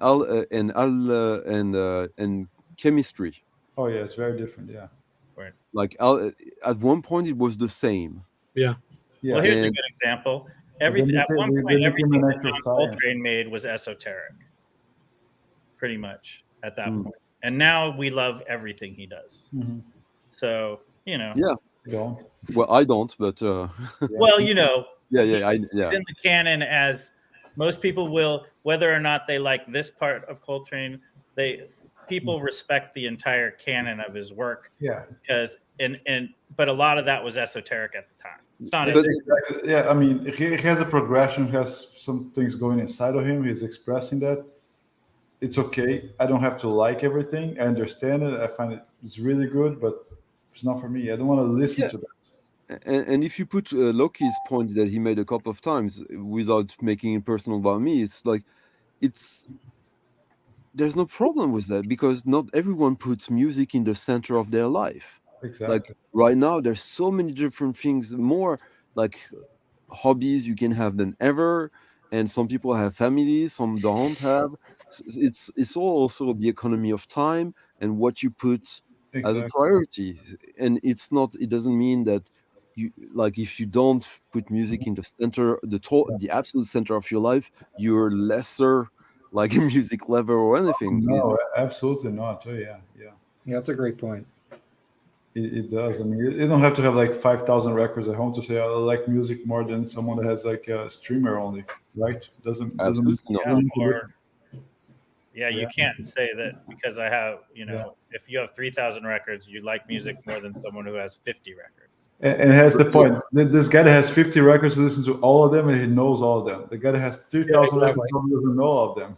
Sure. And doesn't listen to them. Right? That's a great No, that's a good point, Felipe. I've got so many records I want to listen to again that I've only heard once, maybe twice. Yeah. When you get like 2,000 records, you're stunning with your 15,000 or whatever you got. Yeah. It becomes very difficult to keep consuming. I think it just becomes a display item. That's part of what I like about the group is someone will get something and it will remind me that I have that and I've played it. And that's what happened this morning with the Ted Curson thing. I picked up an old Ted Curson record, which got me to go to I picked up the Tears of Dolphy, but someone mentioned something and it just turned into like, I remember when I got that, I played it a dozen times and then it went on the shelf. Like I was playing it like crazy and then it disappeared into the void of records. Yeah. So I got to pull it out. It's really fun. Yeah. You wanna see a curious thing? It's a record I got today. A friend of mine here, local, he bought an OG through Discogs. I had to order for him because the vendor kind of blocked him just because he asked for pictures. I bought the record, I cleaned, I listened to it. It was kind of He had a reissue on Muse. The original was a Cobblestone. And I listened to it and I was like, man, I like it. And I ended up buying his Muse copy and he kept the Cobblestone, which is this one. This thing is amazing. Oh, yeah. I haven't heard that. I gotta hear that. That's the Muse. That's the promo. Nice. And I didn't see myself listening to that like a year ago, for example. And what is that? I'm not familiar with it. Can you describe it? The Visitors, right? So it's like more free. I won't say it's too much avant-garde, or depending on how you define it. It's a very beautiful piano record, in my opinion. I like the piano and the sax work on this record. It's really beautiful, soulful. It's hard to explain. One thing that's notable about Earl and who are the two guys? It's Earl and what's his name? It's on the top. It's on the top there. Yeah, it's oh my gosh. It's right on the top of the cover. I blanked it. Sorry, Earl and Carl Groves. Sorry. So those were. Mike was supposed to say, just read the damn cover. I was reading the back. I'm sorry. That's okay. So those two guys were Alice Coltrane's sons from her first marriage. Yes. Oh, that's cool. Yeah. And some other stuff that I've been picking recently for very cheap locally, and they're great. Some ECMs and Enya. Oh yeah. This thing here is so good. Is that very nice. Who's on it? Dave. Oh wow. Yeah, that's a It's good a trio. lineup. It's on Enya, Yeah. and it's really good. It's really really good. Enya, like one of the cool secrets about jazz, because like now Right? everyone is certainly talking about ECM. Enya is kind of exactly the same, but with an even wider Yeah. catalog of like Yes. yeah. And There's I got some some great shit on Ninja. I got some ECMs too that are really good. This John Abercrombie, Jack Jonette, Dave. This will be too fusiony for me. Yeah, this is cool. I like this.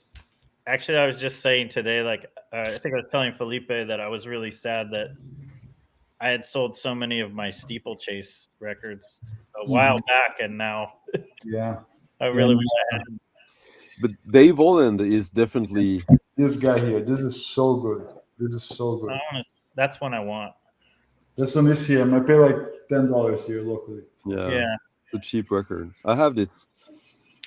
And another one, I'm getting really into Henry Threadgill. I really love the idea of his sextet, and understanding his thinking behind it just makes so much more sense to me. This one here. He No. skipped the piano because he said, if I have a piano, I'm going to be stuck to some chord progressions. So instead of a piano, it has two drums, which I found to be very clever. One is tuned to 4/4s and the one's to fifths. So they one is tuned to bass, the other one is tuned to a cello. So they make a totally different mix. And this record is crazy. So good. So good. That is interesting. We'll check that So out. yeah, just to give an example, I mean, how you kind of progress. I'm not sure. I don't think I'm ever going to get like Don Cherry kind of stuff, but this is very different from the Blue Note 50s, 60s, and I think it's a natural progression connection. And I like funk as well. I like a lot of soul, so it makes sense to me listen to that kind of stuff. Yeah, me too. Right, John Hammond. Oh my gosh, that stuff is so good. Johnny Hammond, sorry, Johnny Hammond. You know, it's just good. It gives you the groove, and yeah, I like it. I do too, man. Yeah. Have you? I'm just. I assume Brandon knows what he likes in him or not. But Felipe, Chris, and Mike, have you dipped your toes in Roswell Rudd yet? A little bit. Yeah. I have some What do you- Roswell Road. A little, I don't have, but I listen to. Yeah. I have Because not. it's, I have the fact that he's a trombone player already like it's a bit special. Like I don't find it like as a leader is like there's very few guys who can pull it off in a Well, ongoing, satisfying way. Yeah. I have something to say about that because, or in a very small way, because I was really prejudiced against trombone players for a long time, Mhm. and kind of in the sense that like until I got some Benny Green, but like I would kind of think of Curtis Fuller's just kind of there to like do a little backing and some soloing, and like it's not really a lead instrument. And then I got some Benny Green, and then that Yeah. changed my mind, and I started listening more to Curtis Fuller.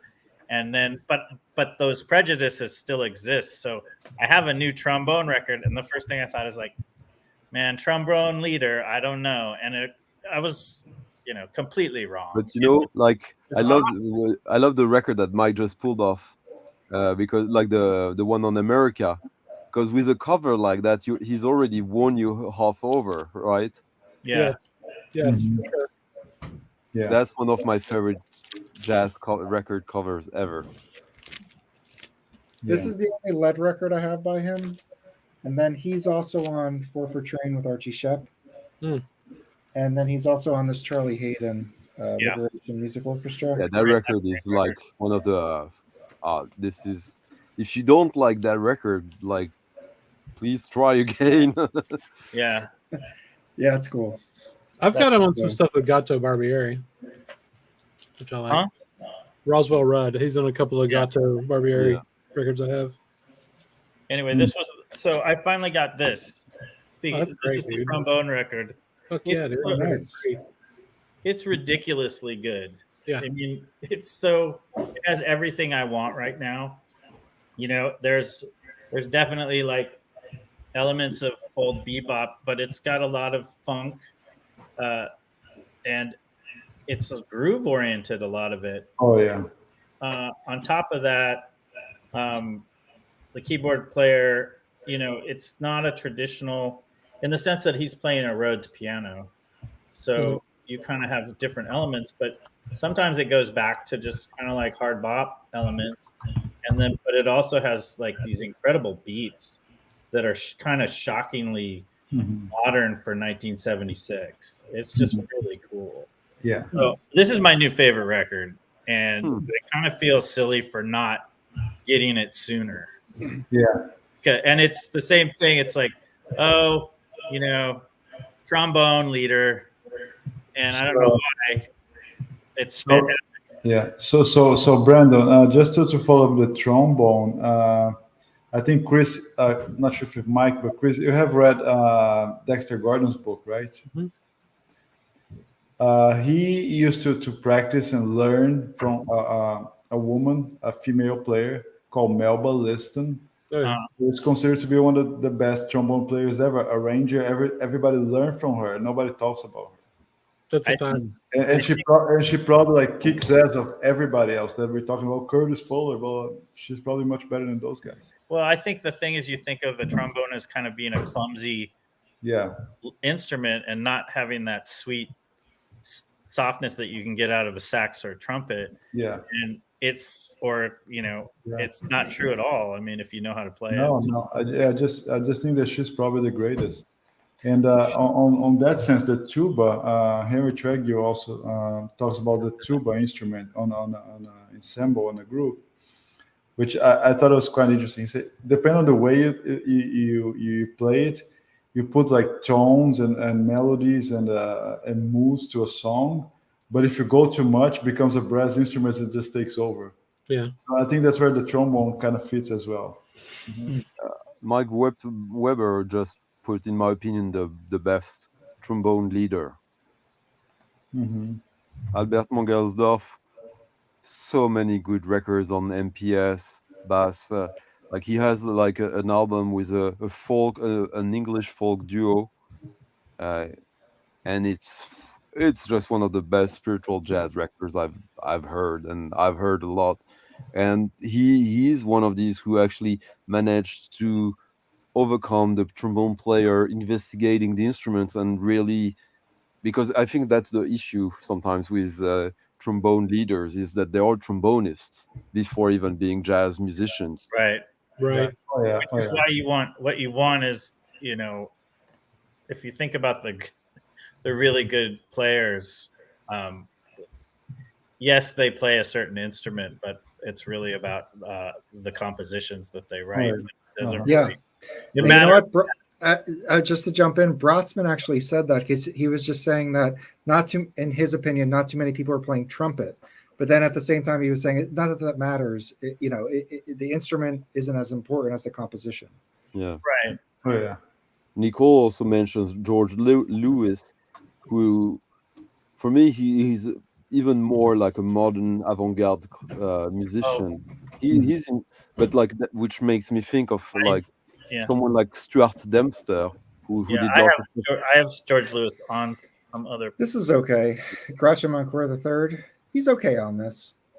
Yeah, It's very raw. Like it seems like it's a live session, and it is. Is it at Maguert? At the Maguert Foundation? I don't know. I'm not sure. Okay. But this is an original, or an early pressing at least. And I've streamed a lot of actual. A lot of these records, like on actual, and some of the more like ESP discs, I stream a lot of them, and I kind of cherry pick. Like there's a couple that I'm okay with, and that's kind of what I go after. But I certainly, when I was looking at a lot of these early American labels, late 50s, early 60s stuff, I'll definitely be able to just buy a lot more of that, because I enjoy it. But for actual, like, he has another record that I didn't really like so much, and Archie Shepp has Blasé. I wasn't really into Blasé. I'm sure it's a great record, but like I don't need to have it in my collection. I feel like at this point, I guess the point is that I feel like as someone who is just approaching this kind of style and era of jazz, I feel like it's okay to cherry pick. Find out what will get you into it, what you like, and just go for those. Like you don't have to get everything. And then I feel like there's always a next step. So I don't know. So this one I thought was a good one on that. You're totally correct, but I would say that about every single label. Like if you have like more than 50% of the catalog of a label and you're a music lover, then too much. Exactly.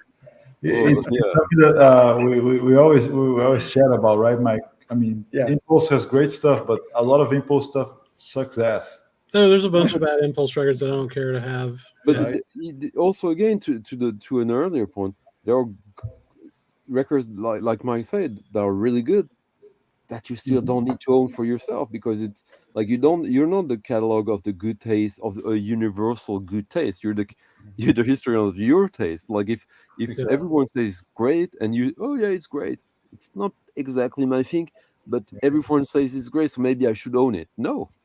Right. Yeah. Well, I think when you first start collecting, that happens a lot too, though, because you don't know what to get. You don't know what you would even like yet. So when people say stuff is great, and there's a lot of people If agree. you go to a good record store, when you start, you go to a good record store or a jazz record store, there'll be enough that you don't know even where to look, so that you shouldn't. Oh yeah. Mike. Hey, what's up? How you guys Hey, doing? Mike. Welcome. Good. Enlighten us. Well, can I jump? I'm pretty excited about this. I have a stack of fucking records I got this week. My God. I'm trying. Maybe making records. I'm trying to not buy records, and this is what happens. Okay, can I just show? You guys are talking about Trump. Yeah. No. Yeah, go ahead. So, one thing to talk about. This one here. This is a trombonist by the name of Kyla Vanderveer. And she's got a couple of albums. She plays with Joel Ross, Emmanuel Wilkins, a lot of guys like that. But right now she's also touring with Harry Styles. And this is her third album as a leader, and it's just solo trombone and effects, solo trombone, voice and effects, and it's really good. I like her work, but you guys are talking about trombone, and this just came out this year, and basically it's on a small label, but it's self-produced, and it's really good. But like I said, she plays with a variety of jazz musicians, leads her own groups, and now is supporting herself by touring with Harry Styles. She just did a solo gig in London while they were playing, I think, at Wembley. So, but and it's available on Bandcamp also. Can you show the cover again? Yeah. That's cool. And she went to Juilliard. She went to Juilliard at around the same time as Emmanuel Wilkins, and she also wrote, I think, in a blog about her experiences as a woman, as a female student at Juilliard, and how certain professors would, would treat her, push her to the side, not to, credit her ideas and stuff like that. That was pretty interesting. She had republished it maybe about a year ago when her other recording came out. But I like her work. Like I said, she's featured on the last Joel Ross album, and I think she even wrote a couple of compositions on that. Yeah, I love trombone. I want to talk about Melba Liston again real quick, because somebody brought up Randy Weston. Jesus Christ, who fell out of their chair? I dropped something here. Anyway, Yeah, You know- Melba, she was incredibly important. Chris, go ahead. no, for sure. I mean, she was there at the same time as like Monk Yeah, and Charlie Parker and Dizzy. I mean, it's all those people that formed, that kind of started creating modern jazz. She was there with them the whole time, just like Mary Lou Williams was too. But you don't ever hear about the women. I mean, she was actually directing sessions. Fixing things, teaching the guys, and pretty much, For sure. yeah. Anyway, Mike, you want to show some records? So you just Yeah. bypass. Okay. Okay. Now that you've cut back All on right, your so- record buying, Mike, you blurred. Yeah. Hold on. Let me see if I could fucking get this going. So this stuff, there's a lot of maybe 60 stuff in here. So this was a recommendation from Brandon. I found a copy on Discogs and he accepted my offer. So I got this for a very good price. But this is Coltrane on Impulse. I've really been getting into Coltrane a lot lately. I just feel like I want to learn his discography and pick up what I like. And anyway, I got this. This is on a 72 label, which is, I think, sounds incredible. It's like, VG plus. But anyway, this is a great record. So I like this. And it surprised me because, I didn't realize who was on this. It doesn't say. Anyway, here. No, it doesn't say who's playing what. Anyway, it sounded like there was some type of like African flute on it or something like something like very different than I was used to. Brandon, do you know what I'm talking about? Do you know I think who's it's on just this? flute. I think it's just flute, but you can. Oh, it's just flute. Okay. But I know what you mean. I think it's just the players can kind of get that sound. Yeah. Oh my God, this is killing me. But I'm ruining the stream. Okay. Too much sun there. Oh, you're in All right. focus. You're back. Now we're good. All right. That's probably the one. I probably play that more than a lot of the famous ones. So It's really good, and he's pretty wild on this too. This is not like this isn't like ballads or like with Johnny Hartman. It's nice in the middle. Yeah, it's really good. like middling. It's a middling. I like that a lot. I got a One huge box from Rob. He hooked it up. He sent this. This is another Impulse. I don't really collect Sonny Stitt. I'm trying to get into him a little bit more. This is on that green bullseye label. Sounds really good. It looks like the horn in his nose. I listen to this. It's really nice. So anyway, I need to spend more time with it. I listen to side one. I listen to side one. And let me just see who's on it with them. So Hank Jones, Sonny Stitt, Al Lucas, and Ossie Johnson on bass, on drums. So it's a good session. And then what I'm really kind of where my real focus is right now, and I don't know how long it'll be there, but I never really got into Atlantic with jazz, but then I started kind of going down, and I was like, I need to get some of the Coltrane Atlantic, so I got Giant Steps, which is the big one. That's the one I got first. And I got the George Piros pressing from like 74, 75, 76. And apparently, and the panel knows this better than me, but like the recording engineer, Mike, who's the recording engineer at Atlantic at the time? Tom Dowd. Tom Dowd. He wasn't, there were some issues with some of his recordings. So anyway, the George Piros recordings I feel like are very good. And they're cheap. I feel like these are like a hidden gem in jazz. He remastered them. Remastered them. Yes, not mastered. So anyway, so I got his Giant Steps. I got his Coltrane Plays the Blues, and I just picked up the Olay. Mm-hmm. And I got this for like $25, and I feel like these are like, I don't know, these are good. And then I got Ornette Coleman. This is our music. This is essential. The reason why I got this is because I've been getting into Old and New Dreams, and this is the same group, except Coleman gets replaced with Dewey Redman. Exactly. So I wanted to get this, and this is so good. This is so good. Mm-hmm. So and the thing is, this is 70s Atlantic. I think I paid like, I don't know, like $30 for it or something. It's like get these. Like, don't like hold out for a first pressing. These probably sound better than a first Charlie pressing. Hayden looks so cool. No. I have the first pressing of that. It's How actually- dare you? All right, well, whatever. But What? I'm just saying these sound really good. Now, I actually haven't listened to this yet. So No, but My- it my- sounds good. That's a great Don't- album. haven't don't say that about my first press in Giant Steps, okay? now, would I like it? Now, would I like a first pressing mono? Yes, I would. But like, it's just, do I want to spend $150, $200? Yeah, but Mike, it's always the same until you compare it with something else. It's great Exactly. music. Exactly. Yeah, No, but these I do feel I like think these those- are. I have an original of that, and I think those 70s Atlantics sound fantastic. I think They They do. really sound good, and they're cheap. And I feel like, you know, some of those like Black Bee Blue Notes that everybody slept on, and now they're getting up in price. It's like, now obviously Atlantic, I'm not trying to say that they're like a Blue Note, but like this fucking title's like a essential title. you know, and a lot of the old Atlantics just sounded like shit too because the pressings were just terrible. No, because the recording engineer that Not just Tom the recording Dow, though. No, I mean, like something- I've got tons of Atlantics that look beautifully mint, and then you play them and it sounds like somebody drug it down the road, you know, behind a truck.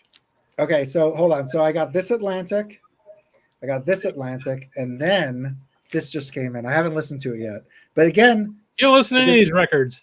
I listened to a shitload of records today. I just No, I said you this haven't is- I listened got to any of these.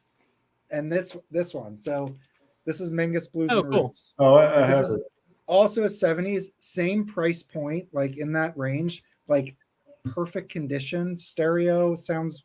I mean, I assume it sounds like the rest of these Atlantic, and I just feel like these green and orange or whatever label ones, pick these up while they're so cheap. I mean, build your I catalog. got my copy from Brandon. Brandon, what was the pressing? Do you remember? which one? The Blues and Herman Roots. Roots. You sent me my copy. Do you remember which one it was? It was like late 60s, was- early 70s, right? Probably the same. So on was- this record, I think it was a green and red. It's like maybe a 72, maybe. yeah, something like this. Yeah, It sounded It sounds- great. It sounds great. Yeah. I'm just there's a bunch of people on this, but I'm just gonna name the guys that I know. So it's Mingus, Jackie McLean, Booker Irvin, Pepper Adams, Horace Parlan, Mal Waldron. I mean, this is a killer session. So got this. Yeah, but Hang on, you know, I have a question. Mike, is that is that in the new box set? The one that What? the one that No, this is 60s. no? Okay. But no, But- Nicole's got a good point. there. It goes funny. Oh, yeah. It's Yeah. got a Hemi. Exactly. Okay. but you know right. about Coltrane and about that point about like getting everything that is officially good. I will probably shock Mike and No, you won't. Brendan. No. But for example, like you showed Coltrane's. For me, Coltrane is Ascension 1 and 2, Home, and a new thing at Newport. I don't need a single other record from him. I don't want any other. That's fine. Yeah. Because it's okay. I know myself. And I Yeah. know You're that not gonna God- shock us, Stunty. Yeah, that is what You're right. I was gonna say the same thing with Mingus. There's like a handful of records that I like and a lot of stuff that I There's four. sucks. Ascension would be. I would agree with you on. Like, I'd have my same like 4 or 5 Coltranes I need, and Ascension would be one of them. But I'd have another 4 that I need. You know. Stunty, did you say Ascension 1 and 2? Yeah. That's gangster. That's a gangster move. Why? Because nobody has 1 and 2. Of course. I'm sure Brendan and Mike has both. No, I only have one. Yeah. Okay. Anyway, I'm just joking. Okay, fair All right. enough. That's my. Let- That's a really important record for me. But first, I want that record too. personal reasons. I do want that record. That is high on my want list. It's just expensive.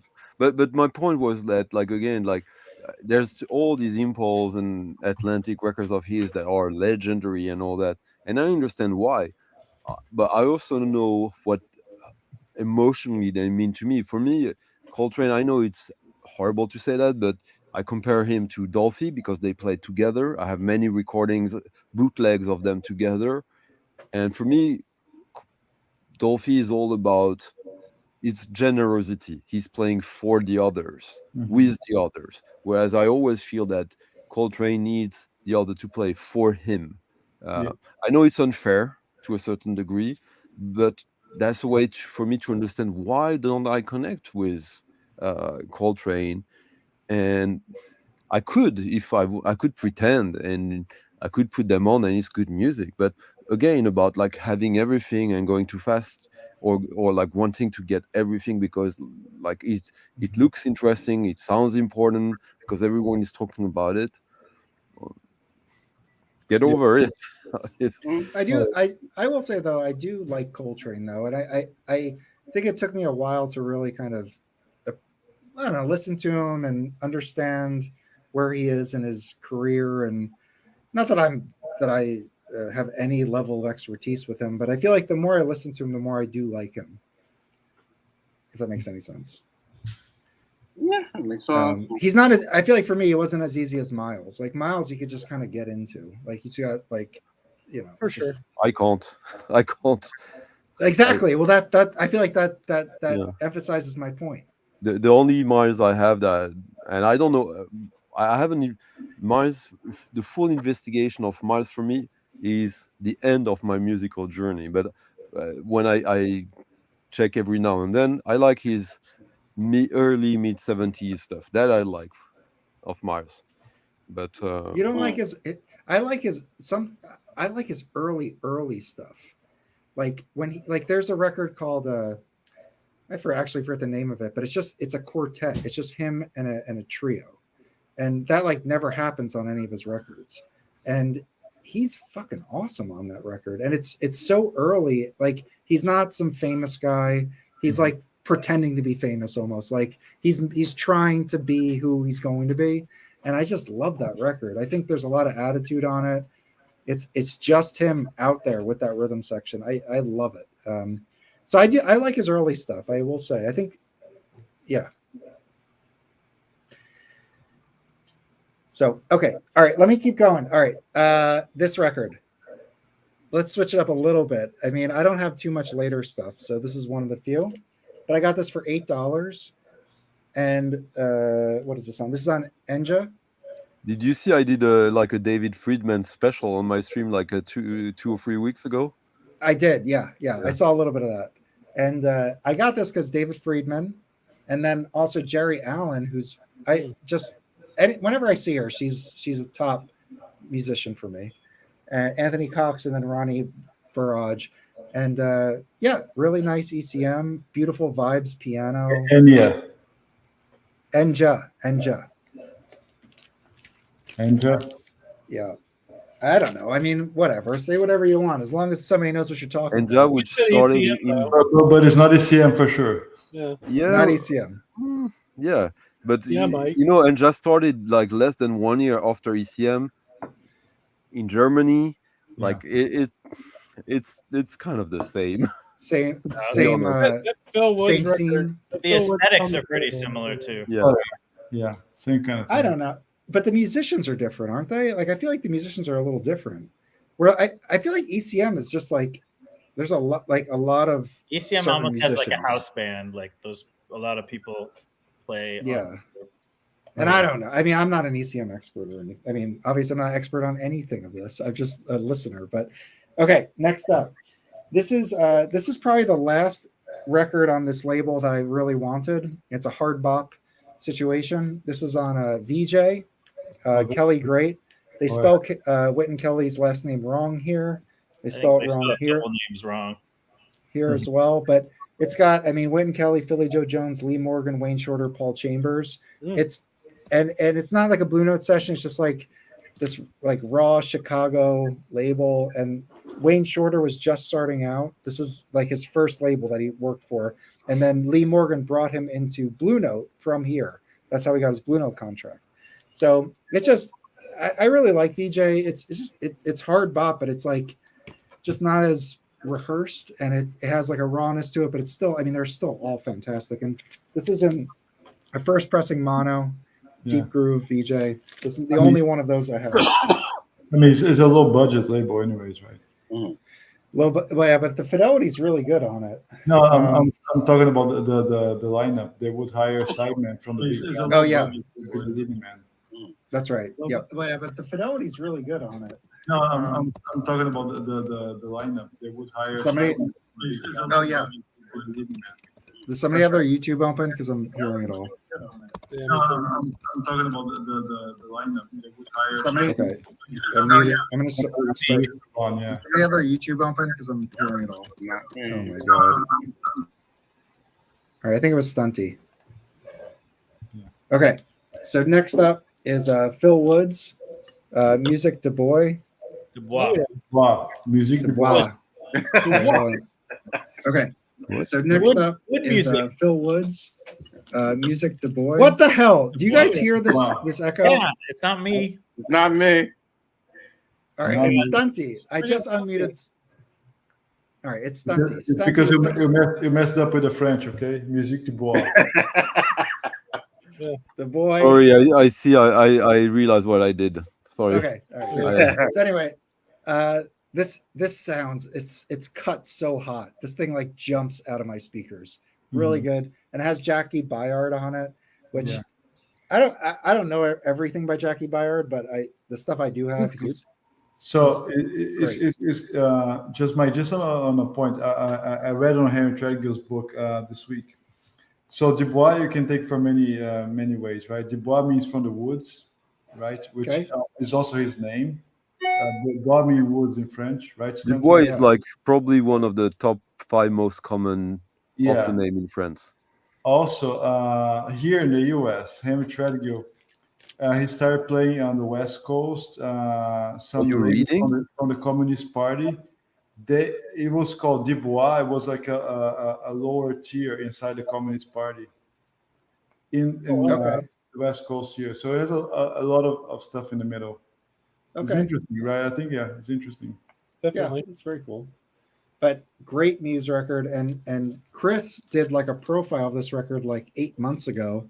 Yeah. And I saw it in the bins. I got it for like again $8. I just grabbed it, and yeah, it's awesome. It really surprised me how much I like this. So yeah, I listen to that record like once a week.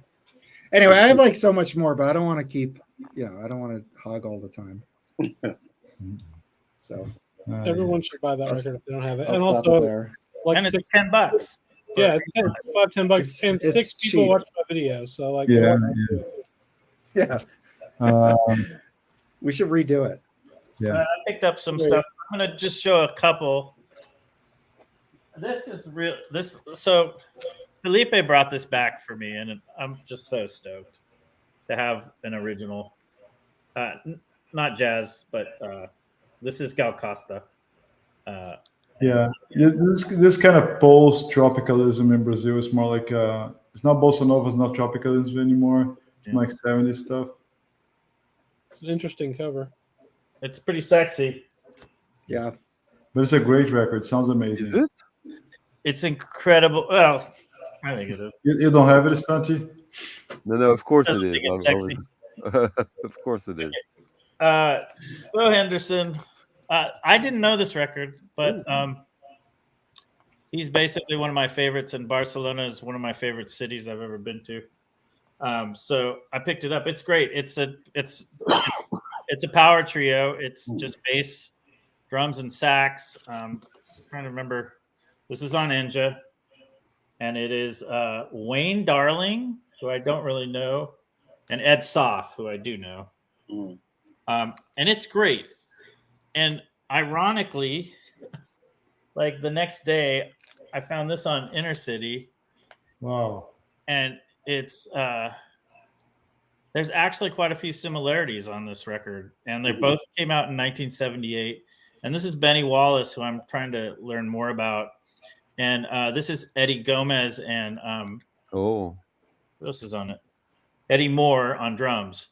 So there's actually it's kind of funny because like the colors are very similar. Yeah. 70s color negative colors and stuff. Both of these are really enjoyable. I totally And love both cheap. The first one yeah. is cheap, right? Yeah, actually, so the Benny Wallace I got, it was kind of falling apart, but it was still sealed, and it had won I got it for $10, and it was still sealed, but it was so trash that I just took off the plastic. But it had it had won an award for best jazz album in Germany for 1978. Mm-hmm. Best new jazz. It had a gold medal. Yeah, Benny Wallace has a lot of good stuff on Ninja. And yeah, just a lot of good stuff in a variety of formats. I guess that's his main label, I would say. It's great. I mean, I was really impressed because I don't know Benny Wallace. I don't know him that well, but I love it. Yeah, he did some stuff for Audio Quest also. That's really good with Joe Harley. Yeah, and then there's another label called Groove Note that Joe Harley also. It's in Japan, right? Those Japanese reissues. I believe it is Japanese. Yeah. Okay, and I know. So we were talking a little bit about. I wish someone would records you wish would be released, and I know I brought this up before. This is Mike Taylor, and he only did 2 records on Columbia, and they're just incredibly sad. And he had a really. He was a major alcoholic. He only made it to like 35 years old. But he did 2 records on Columbia, Trio and Pendulum. And this is a Russian bootleg because the original is out of range. Find it. It's unavailable. And when you do find it, it's usually about $1,300. So, I wish someone would re-release it because the tapes exist. Someone did a pretty nice British reissue on CD from the master tapes. I want to say in like 2006. So they're around. It would just be nice if someone did a vinyl copy. Okay, this is thanks to you guys. I showed it on Rob's stream. Yeah, I got a copy as well. This is amazing. It's Joanne Brackeen with Dejanette and who's on bass? Is it Eddie Gomez as well? Yeah, I think so. So it's Dejanette and Gomez, and then Joe Henderson. Oh well, yeah. And it's fantastic. And I think I paid $6 for it. Yeah, I need to get a copy of that one. Yeah. So, and I think we're all kind of gone down the. I have a bunch of credit at a record shop, so the ECMs are all, very affordable. What's funny is, so this is Keith Jarrett. This is with Dewey Redman and Keith Jarrett's regular, Charlie Hayden and Paul Motion. Oh wow! Yeah. The American Quartet. But what's funny is, when I bought it, someone said, "Well, I figured you'd had that already." And the thing is, I kind of, a lot of times Keith Jarrett plays with Jan Garbarek, who I'm not that big of a fan of. So sometimes I stay away from him, but this is the Dewey Redman stuff is great. So I listen to this. It's very kind of like, it's like soundtrack of your life kind of stuff. It's like 2 really long. It's basically one really long song that goes through a lot of different phases, but it does have those kind of cinematic qualities that are really cool. And it gets into some, it still does have a lot of rhythm and groove to it. So it does kind of keep you going. And it's just a really good album. Does he vocalize on it? That's the question. No, I don't think he does. And you know what? It's kind of funny because, I'd only heard him kind of do the when he hits the high notes and goes like the, or he groans. But he does there's another sound he makes, because I was listening to Bop B. That's the sound you don't like, right? When he kind of squeals and he goes like some kind of like. Yes, that's exactly it. That's exactly. I didn't know, because I was like, what's the problem? Because what's the problem with the groaning or the grunting? and the kind of like The grunting's fine. I but I don't. you're right. He does have a one where he kind of does a high pitched kind of squeal, and I was listening to Bop B, which I didn't really have, which is also with the same American quartet, and he did that sound, and I was like, "What the hell was that?" Like, He does it a lot. Well, he does not only. I have quite a bit of Keith Jarrett, and I'd never heard the screech before, so I heard one song and then wrote him off. different. So I heard it quite often, and I mind it much less than his actual composition and playing. So, Yeah. Well, I mean, he's brilliant. I think he's great, but yeah. I think he's the plague of jazz, but I understand. I understand. Do you? people like him. Oh yeah, I my name is for fun, but I think that the current concert is the greatest offense to music, to serious music ever. Well, everyone's entitled. Yeah. It is so that record is so polarizing. People just seem to love it or hate it. There's no in between. Do you have a copy of it, Stunty? No, I've had a few. No.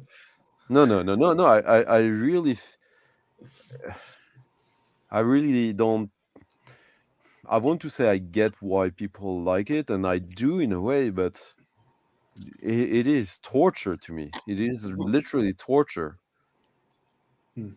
Especially the complete version. I've tried, not many times, but yeah, it's.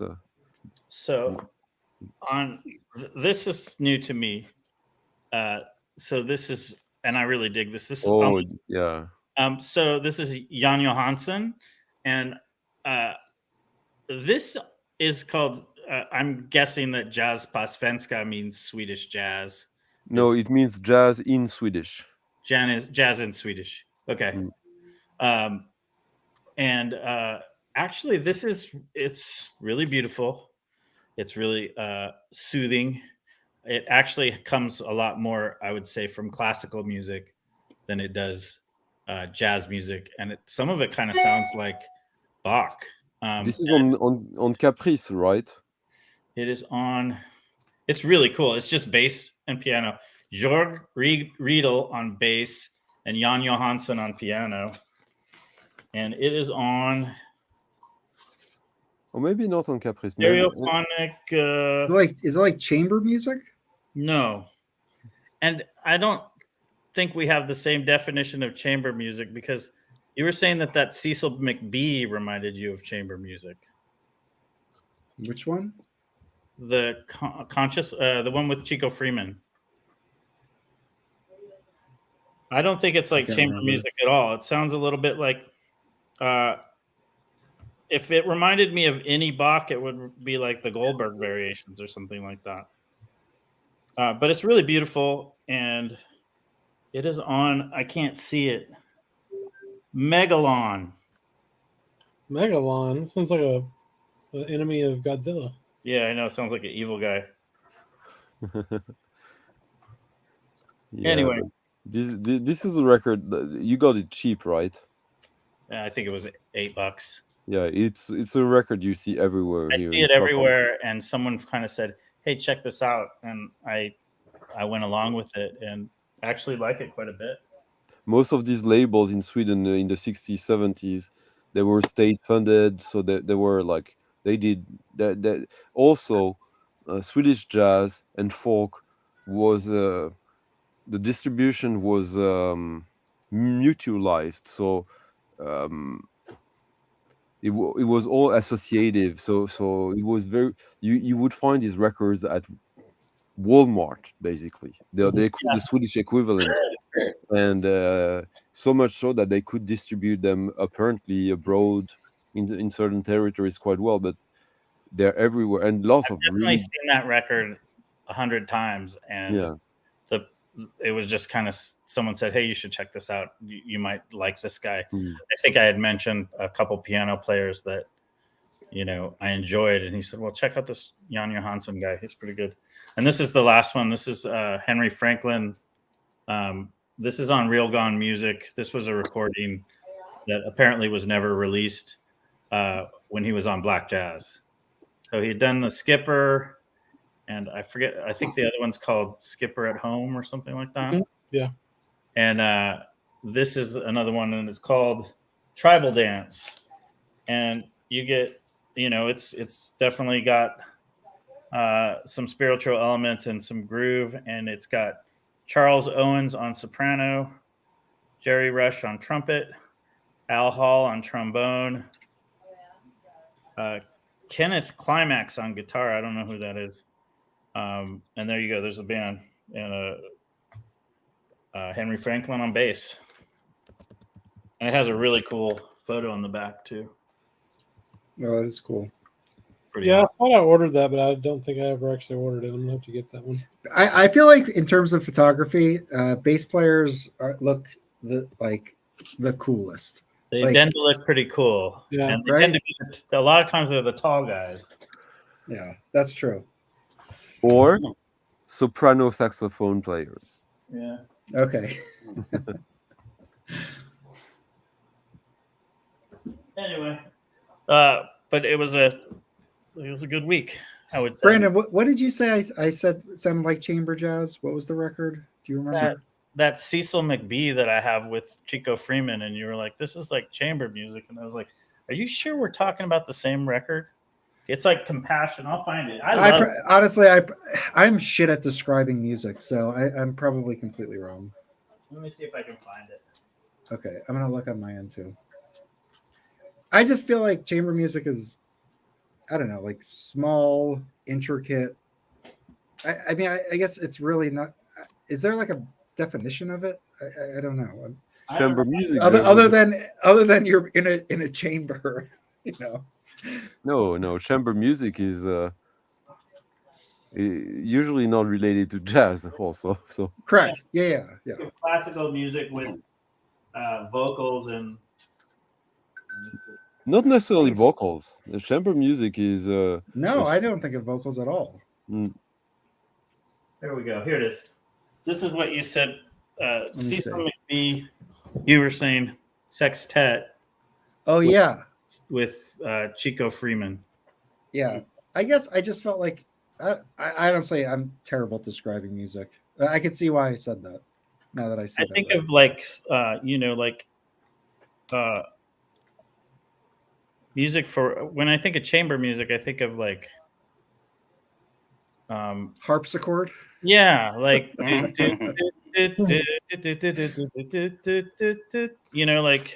Bach or like Keith Jarrett.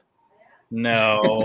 I think of like people in like fancy outfits and like I'll give that like I'll that. stream that again. I'll stream that again, Brandon. I think you might find it's pretty. Chico Freeman is amazing. I don't think Cecil McBee would ever be considered chamber music. So, but check it out. I love that record. I still am playing this record all the time. So, anyway, that's all for this week. Hey, I just Brandon had mentioned Keith Jarrett, and I just the only reason I'm showing this book by this writer that I really like, Jeff Dyer, and it's like a collection of stories on basically jazz musicians. It's fiction, and a lot of them take the taking off point is based on like real life incidents. Like there's the story that begins with Monk. It starts with the thing that led to Monk losing his cabaret card, where he's with Bud Powell, and the cops pulled him over, and basically Monk throws Bud Powell's heroin out the window, and the cops pull him over, and Monk basically refuses to rat out Bud Powell, and then the story takes off from there. And when you started talking about Keith Jarrett, I was just looking at the back of the book, and it has a little blurb from him, which would make you think twice about getting it, but it's an excellent book, and this guy's a great writer. And he writes about photography a lot, and he did an essay in one of his books that's called Seesaw on this photograph of Ben Webster and John Coltrane. And he just talks about because it's Coltrane on Webster's shoulder, and he just talks about what he's just trying to imagine what was going on when Roy DeCarava took this photograph. And it's a really nice short essay. So when he takes, and it's the same writer as the other book, but beautiful. Yeah.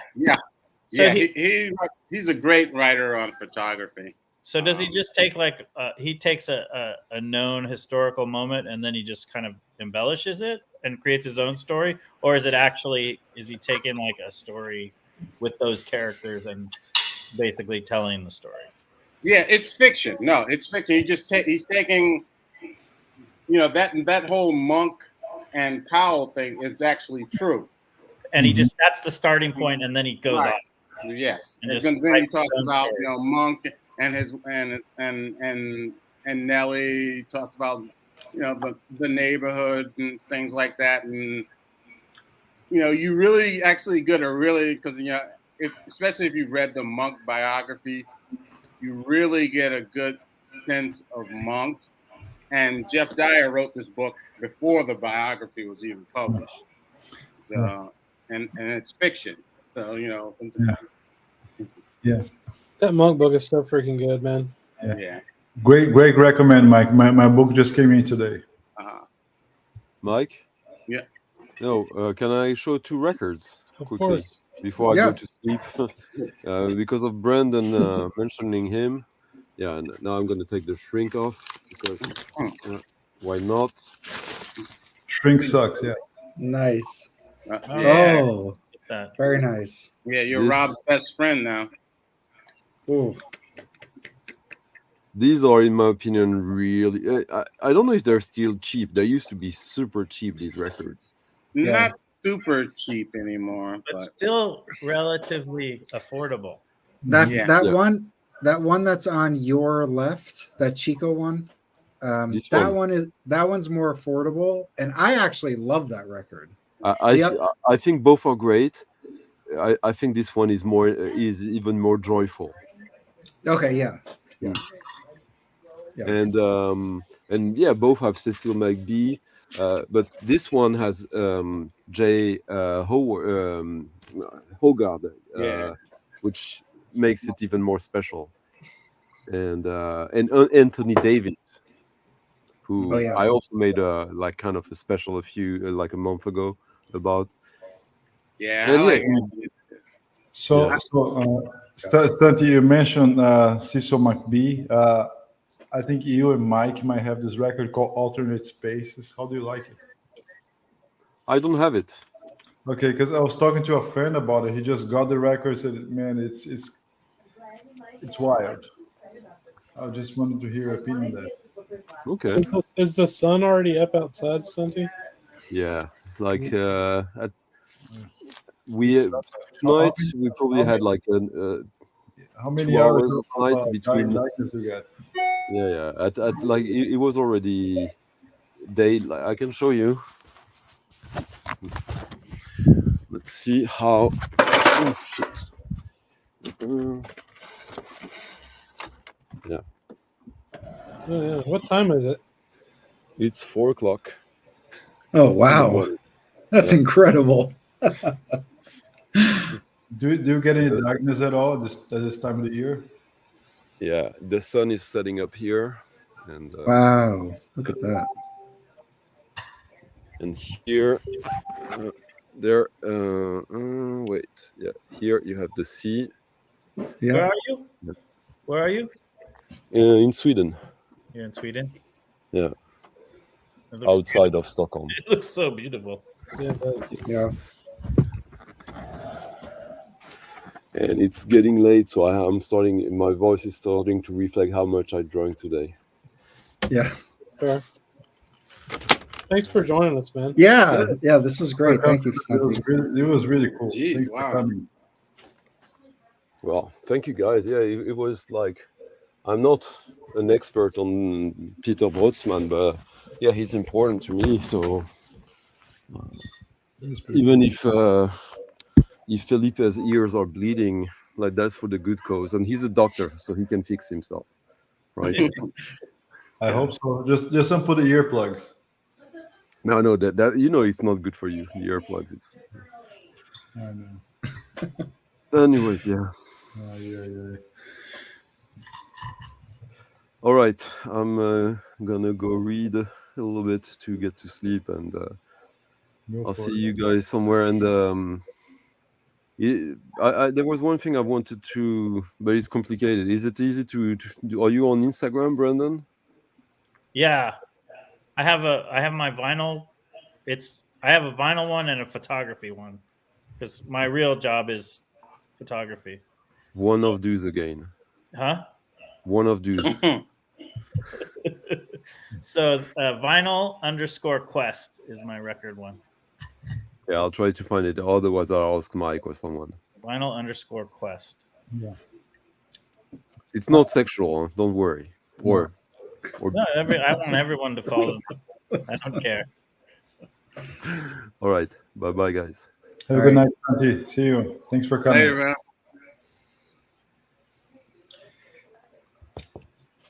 All right. So where are we taking this next? Well, you have more records, I'm pretty sure. I have more records, but nobody wants to see my records. Mike, did you get anything?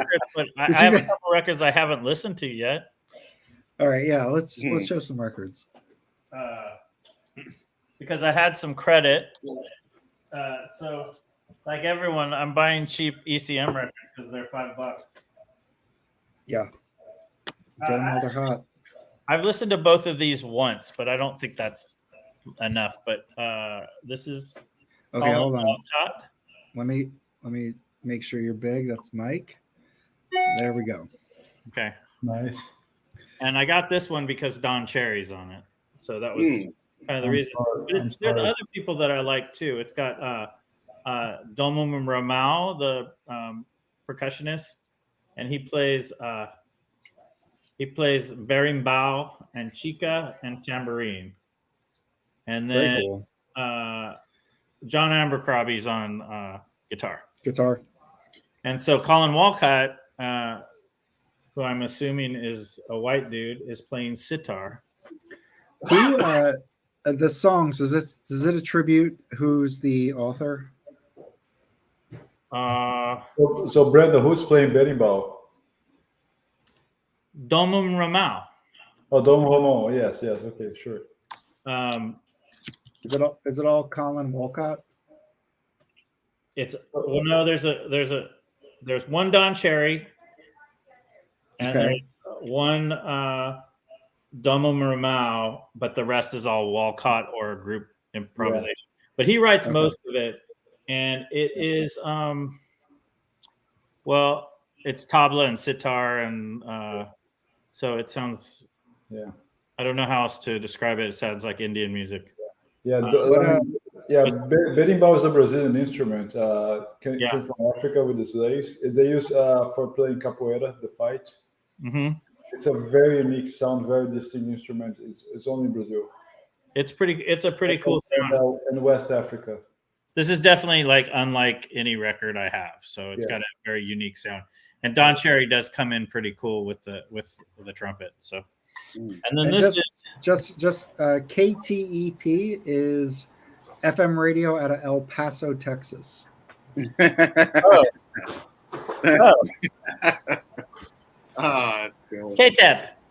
So it got up to you. That's cool. And then this is Ralph Towner Diary. It's ECM. It's a little new agey. He's playing guitar and piano on this, and I think he's actually not there's no overdubs or anything. I think there's times where he's actually kind of playing the guitar with one hand and playing the piano with another hand. So it's not 3 or 4 tracks. It actually sounds like it's just one. So he might just Oh be. yeah. You know what I mean? Do you guys have this Codona? These Codona records? No. Do you guys know this? They're a group, and I think Don Cherry's a part of it. Let me check. I actually had their first record in my cart, and then somebody bought it because I waited too long. But they're not like, they're not cheap, but they're not expensive. Let me see who's on this. So it's Colin Walcott, Don Cherry, and percussionist Nana Von Vasquez. Yeah. So they have a couple Felipe will records. say the name right. And Codona is apparently the name of a famous like circus act or something like that. So they attributed that family name to this because I guess they felt like they were doing. I don't know. I mean, something like that. Gypsies traveling, everyone. Yeah, and somebody can correct me, but I think that's a story with that because I looked into them before. So thank you to Michael Valentini for mentioning that. Yeah, to be honest, I've kind of always had like a few ECM records, and I think they're the outliers. But I don't know the label that well. I only have a couple. What's that? I'm sorry. ECM or what's Yeah. Yeah. Yeah. Mike, do you have a? I got 2 ECMs today. Oh, fantastic! I got the Hold reissue. on. Oh, cool. Hold on. Very nice. Yeah. Ooh, it's a gatefold. Yeah. And I have an OG, an original. I hate saying OG. I have an original. But you just did. Yeah, I know. Involuntary. OG is cool. That means you're cool, Mike. Oh, and then I got this. I'm a big Joe Lovano fan, if you will, and this is the latest of the trio tapestry. And that's a new one, right? That's a new, recent, right? Yep. And so I'm just looking forward to listening to this. Gosh, ever since I started listening to jazz, I've been listening to Joe Lovano. So, anything he puts out is a must buy for me, and he's rarely disappointed. So, I've been looking forward to this. And then what else did I get? That's all the ECM. But I also got this today. Oh, I saw that. Yeah. How does it sound? Did you play it yet? Yeah, I actually did. It sounds really good. But I have the AP 45. Uh-huh. And that was George Marino. And this is Ryan K. Smith. And this is from, I think, the classic Metalwork? I like the George Marino better. I mean, I like George Marino generally better. What's that? Is that Analog Productions, Mike, or is that Verb by Request? What is that? This is analog. This is the Analog Productions one. Yes. Acoustic Sound Series or Analog Productions? This is the Chad thing. Not Verb by Request. So is that Bernie Grunman if it's the classic series? This is Bernie Grunman. It's from the Bernie Grunman Metalwork or something like that. Yeah. Right. Okay. Whereas the other one, that's the classic, the Bernie Grunman, but the AP is George Marino. Right. That's such a great cover. Yeah, how much did that cost though? Like $32? It was something like that. Yeah, I think it was 33 gatefold. Yeah, I'm gonna buy that. I don't think I have to have the 45. I have the have that. P45. The P45 verbs are amazing. Yeah. That's who they are. And there's one more thing. What else did I bought? I got something else. I can't even find it. Actually, I have 2 things. The Getz Gilberto one's insane. Oh. Yeah. Oh yeah, that 45 is insane. Right. Yeah. Yeah. A little Naga hide. Oh, look at you! Look at you in that box. How dare you? Yeah. So Mike, here's a question. Mm-hmm. I have the OGs. Is there a good book in there that would justify me to buy this box? The book? Is there a Yeah. book in there or The something? book is teeny tiny, isn't it? Oh Really? yeah. Hold on, I'll show it. Let me see. There's some bonus Boxing. outtakes. I mean, I like the extras, right? If there's no reason for me to get this, I'm happy with my OGs. I heard that it sounds just as good as the OG. You should get it, Felipe, and then do a video comparison and get us 5,000 I don't. views. You know, the book is small, and you Good know, point. I don't. It's Ashley Kahn. Uh-oh. And no, Our favorite author. Strike one. I don't Mike. think it's not that substantial. Oh, here it is, right here. Okay. Oh, looks like the Bill Evans. I got my Bill Evans booklet Yeah. today.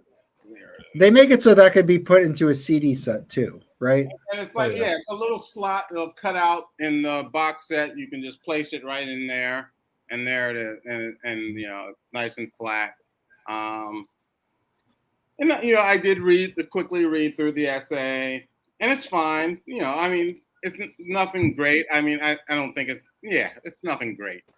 They're not breaking any new ground. You know, Sonny Rollins, and you know, it's not going to add to your knowledge. Right. It's a pretty famous story. Didn't he go out there and that was like a 2 a.m. session or something? Wasn't there something? And they ran through it like in 24 hours or something like that. No, He talks about. I mean, you know, I'm supposing a lot of people know, but you know, a lot of people thought that this was like some hokey like record company idea. You know, Sonny Rollins with the 6 guns. Yeah. And Sonny Rollins, you know, and Ashley Kahn quotes Rollins directly because he spoke to him. But he's saying, you know, I grew up, you know, watching Westerns in Harlem. And he points out that not only were, you know, they're the regular Westerns with, you know, starring the white actors, but there was a tradition of Westerns with African-American actors. And although he's not necessarily an African-American sort of pass for one, in the Ellington band, they had this singer, this vocalist, Herb Jeffries, who starred in a lot of African-American produced Westerns. And Sonny Rollins, you know, talks about how he would see Herb Jeffries in these Westerns.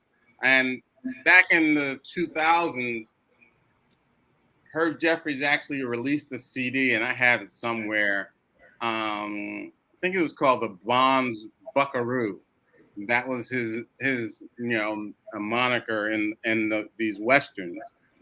And, you know, this is what Sonny Rollins saw growing up as a kid. So when he went out west, this was basically, it wasn't the record company's idea. You know, he was all, this is who I am. This is, you know, it's part of my life. So Mike, important. Just know, it's a stereo, right? Is the whole box a stereo? Yes. So that's the reason there. My OGs are mono. I should okay. Yeah. Also, there was just a story that I listened to on NPR, and it was about African American like cowboys, like black cowboys, and how that was a huge thing, and that this idea of like John Wayne and like the white cowboy really kind of eclipses like what the real history is in terms of who the cowboys were. Anyway, it was an interesting story. So I'm sure, I don't know if Sonny Rollins had any, you know, understanding of that, but I mean, there is a history there too. Also, I mean, I'm sure you East Coast guys know this, but all those Westerns were shot in Simi Valley, California, which is the San Fernando Valley. So, you know, when you if you were going to go to LA, I mean, there's freeways going through it now, but all of those areas, I mean, that's basically where my family was from, was where they shot all those Westerns. And it used to just be, you know, Los Angeles County used to just be orchards and stuff until the 70s. So all those movies were shot like you would, like in areas you would be drive by all the time. My grandfather would drive by all the time. In fact, I remember when we used to go to Simi to visit one of my uncles, you would recognize Yeah. where they shot like the Lone Ranger. Like you'd be like, oh, that's the Lone Ranger beginning, right? You'd be like, that's that. So when you go out west, so when he went out to do that, it's like, the photo, like you'd be like, oh, here's where all those movies were shot. Exactly. Yeah. That's why he's out there in the Simi Valley area. Yeah. And in the liner notes, in the booklet, Sonny Rollins also mentions how he grew up on the Lone Ranger and stuff like that. Also. Yeah. Remember the movie Once Upon a Time in California, right? Mm-hmm. That abandoned filming set for the Western. Can you show us the other records, Mike? Which one? Oh, sorry. In the box. I'm like, Yeah. What's in the box? I'm sure is the presentation similar to what we got with the Shirley Scott. No laminated jackets, but they're very really nice, very solid. Nice. Here's the back, and then here this is the alternate. Now,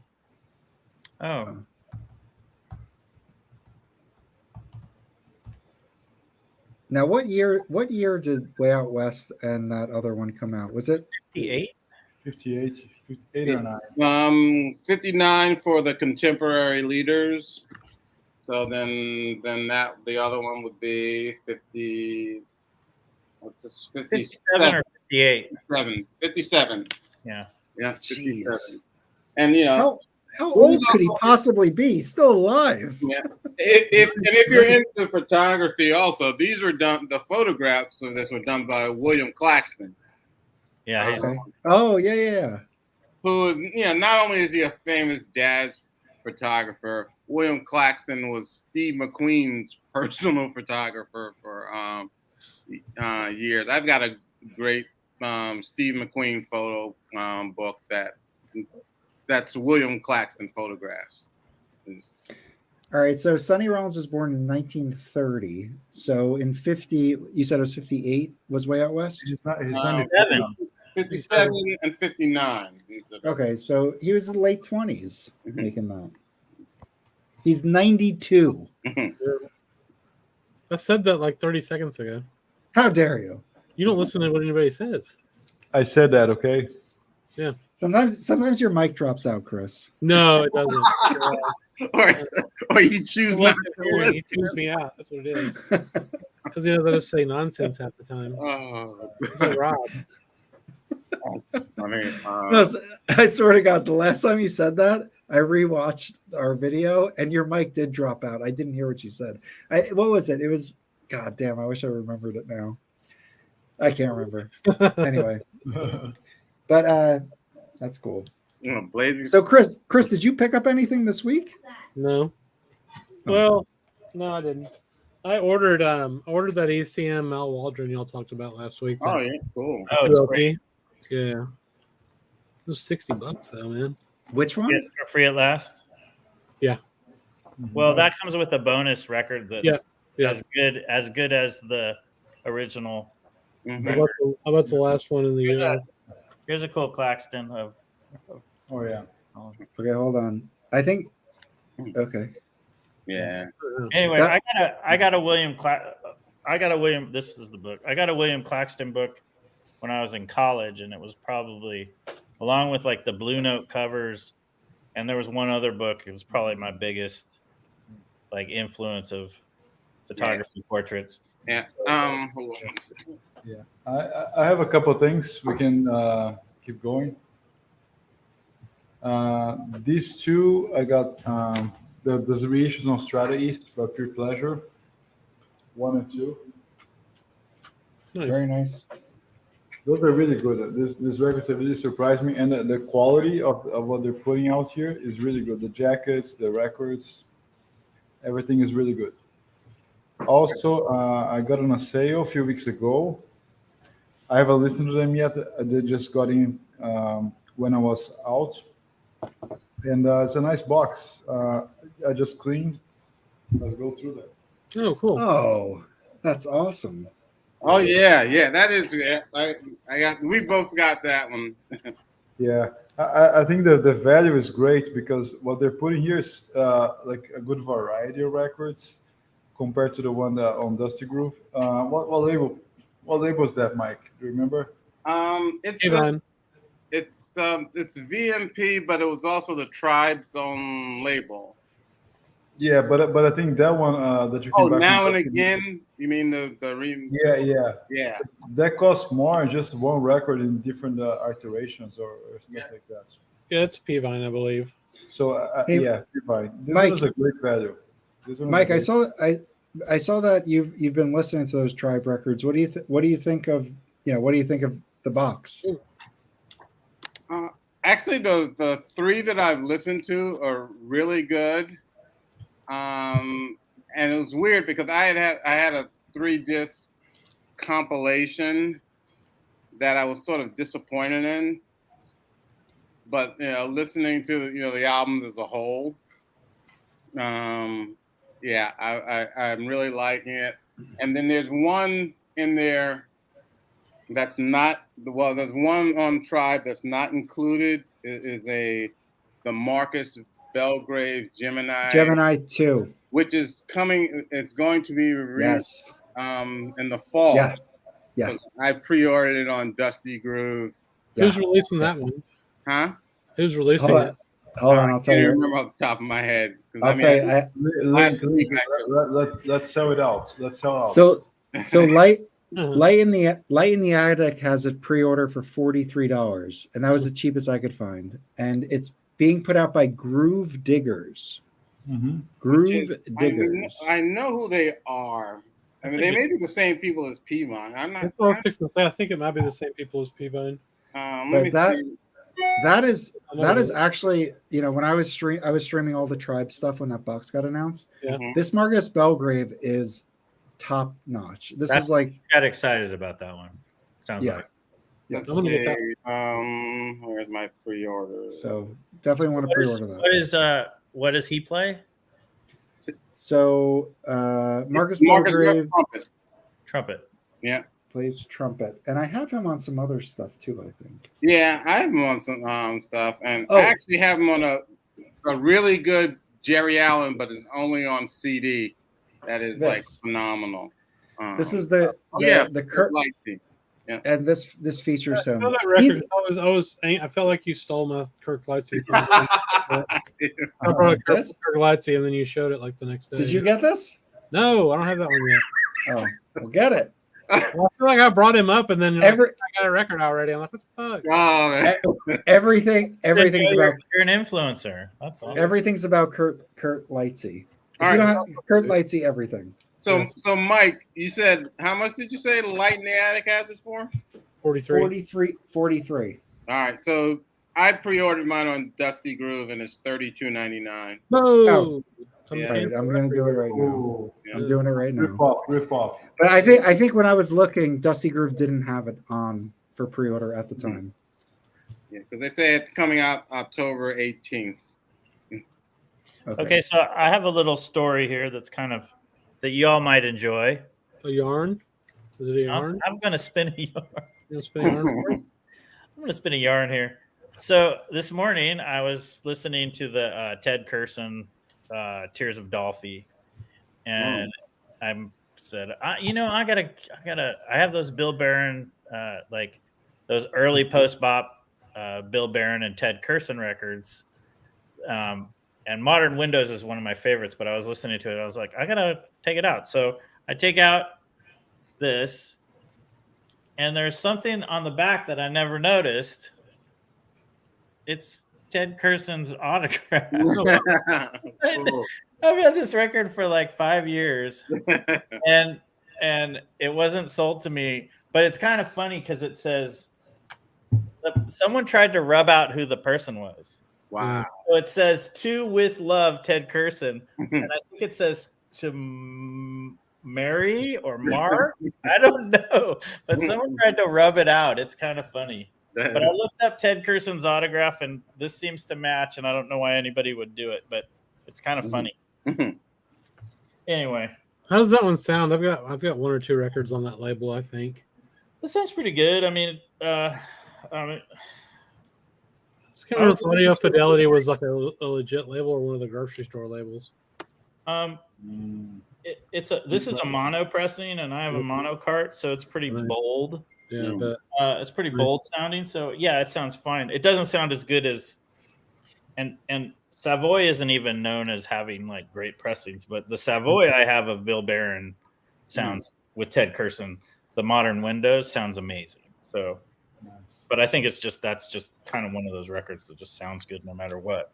Yeah, that's awesome. That's a record I will recommend to anybody, and it's definitely gone way up since I picked it up. So Modern Windows, you said? Modern Windows, which is I think it's 60 or 61, and it's like a really early. It's like an early post bop kind of. Modern Windows kind of says it all, right? It's kind of like, and it's got Ted Curson and his Bill Barron's. Kenny Barron is Bill Barron's younger brother, so he's on piano. I forget who the rest of the band is, but he's probably really young on that record playing piano. If it's 1960, so. Well, that record's just basically not available. It's not available. Like at all. But that's another one where I wish someone would reissue that one. Yeah, there's one that some jackhole went $1,300 for, but it's never sold for more than $400. Like yeah, hate that shit. It's silly. It should be. I mean, what does it go? I mean, I think what's the last one sold for? Maybe a couple $100. Something like that, yeah. Yeah. But it's just really hard to find. But it's one of those records where you're kind of like, it doesn't take very long. Like, you don't even get halfway through the first track where you're like, oh, this is a good record. It's like, it doesn't take very long. So it's definitely like, I mean, this is a pretty cool record. It's fine, but Modern Windows blows it away. Modern Windows is way more interesting. And even though this says it's an orchestra, it's really just the band. It's really just a quintet. There's no orchestra. The orchestra refers to the quintet. So it's kind of misleading. Like, it's just one of those titles that doesn't quite get. I have a Jimmy Wood record that's like the strings of Jimmy Wood, but it just means it's bass strings. It's like you think it's gonna have like a bunch of strings, but it's like a quartet. So. Yeah, I mean, that's like, for me, if I see with strings, I'm very leery. Well, I think that's why I'm kind of leery of the jazzers, say with strings or with voices or whatever. I'm like, I think like I have a Louis Armstrong. Oh my god, it's like Louis Armstrong with the Angels or something, and it's like, oh god, yeah, I know. Like, that shit, like Ghost Jared in there going, it's fucking bad, dude. He sounds great, but man, I got some records to show. Cool. So last night I did a live stream where I just played records on YouTube for the first time. I'm gonna start doing that more. But I played these three records I want to talk about. This one is really good. That is so good. It's on this red label. I got this for free by mistake because somebody sent me the wrong record and they just told me to keep it. But really good. Then this one seemed to be pretty popular too. This is Tommy Flanagan, Trinity. Yeah, that's a good City. That's a good one. I don't know either of those. What Oh, no, killer! It's like a $10 record too. Yeah, and I commented when you during your stream that the late period Flanagan and Cedar Walton, they're just, you can't miss with those recordings. Yeah, I mean, I have a few. I definitely have quite a few, and they're all like under $20. Yeah, I was gonna say exactly that. I always remember Mike saying the later Tommy Flanagan is the best. Yeah. Yeah, the stuff with George Mraz and George. I mean, my first time I saw Tommy Flanagan, at the Vanguard was with George Mraz, and Louis Nash was on drums, and it was George Mraz is just. I mean, I have some of his solo, his recordings as a leader. I loved his bass playing. I got something recently. I can't remember what it was. with him on it that I really liked. And the ones on Enja are really good. Mm-hmm. Yeah. Oh yeah. This one though has Roy Haynes and Ron Carter on it, and Yeah. we were all freaking out about Roy Haynes' drum playing on this record. Oh, It was nuts, man. It's fucking nuts. Yeah. What happened to their heads? Yeah. Are those flower heads? Yeah. Flowers, right? Yeah. They're flowers, yeah. Yeah. And then the last one we did last night, which I listened to again today, was this Canada reissue Clark Terry. Yeah, that was when you played it. That was the second time I listened to it because I have it also. And I listened to it once, and it actually, and usually I listen to records twice before making a judgment. It sounded much better on second listen than I still, I agree with that. So I got that Clark. I got the Clark Terry in Orbit, which is the Thelonious Monk and Clark Terry, and that was the first one I got. So I expected. I don't know if it's that I expected. I really like that album, but then every Clark Terry I've gotten after that, it just doesn't have what I want. I don't. But I think I'm comparing it to the other one, so I still haven't gotten into Clark Terry. So am I missing something? What am I missing? I have. Have you listened to Serenade to a Bus Seat? No, that sounds pretty cool. Yeah, that's the one on. I have an OJC of it. I can't remember what label it is. Is that with like Ernie Henry and what is that? Let me see. That one's supposed to be fantastic. Yeah. Is it on Riverside? I'm sure it's Riverside because I have the OJC version. I know it's really my friend Charlie says get that one, but I know it's really pricey for an original. Yeah, I got gosh, how did I become my copy? Carlos, as the table turns, sent all of us Instagram message about some guy that was selling some records, and I bought that, the OJC, the Clark Terry, and the Blue Note, I guess Black Bee, Time for Tyner for the guy. Mm-hmm. Really inexpensive and in good condition. But I always wanted the Serenade for a Bus Seat, so I finally got it. That's a great title too. Yeah, get it. I have the In Orbit on CD, and I have an OJC vinyl, and it's the OJC sounds pretty good. I've got one of his on Mainstream that I like a lot. I haven't listened to that in a year. He plays on some of them. He plays he calls it a certain. It's like the trumpetophone or something like that, or he's playing something. It's got like something, a device on it, and then also some of them he kind of does some scatting, but it's not. Oh yeah. It's like something like that. So, speaking of modified horns, do y'all like the Eddie Harris electrified stuff at all? Not me. I haven't found one I like yet, but I know that there's some where he just doesn't really play electric. Yeah. And they're fun. I think there's a point where he and I'm not positive, but I kind of feel like there's a point where he the stuff gets more funky, and then it's like he doesn't need the electric. Mm-hmm. It's almost like he goes the opposite way, like trying to funkify it. And then some of the later ones, but I might be wrong. But I kind of feel like I heard one from like 77, and I was like, "Oh, that's pretty cool." But it's not bop. It's more like funk. Yeah, it's not like bop with an electric horn. It's more like funk with the regular horn. Yeah, I got a record of his that I really liked, and then I bought a bunch of other ones that I didn't like. So, yeah, I think you have to just kind of you definitely need the listening station for that, and kind of those. Yeah, and there are some. I was looking at Discogs. There are a couple of serenades for the Bus Seat, the OJCs from it's an '83 OJC that are available in like the 20 to 30 range. Yeah. Yep. Yeah. Definitely. That sounds like something I'll get. Yeah. For sure. And then one of the late Clark Terrys that I picked up. I don't know. Maybe there's let me see. Hold on, let me just check.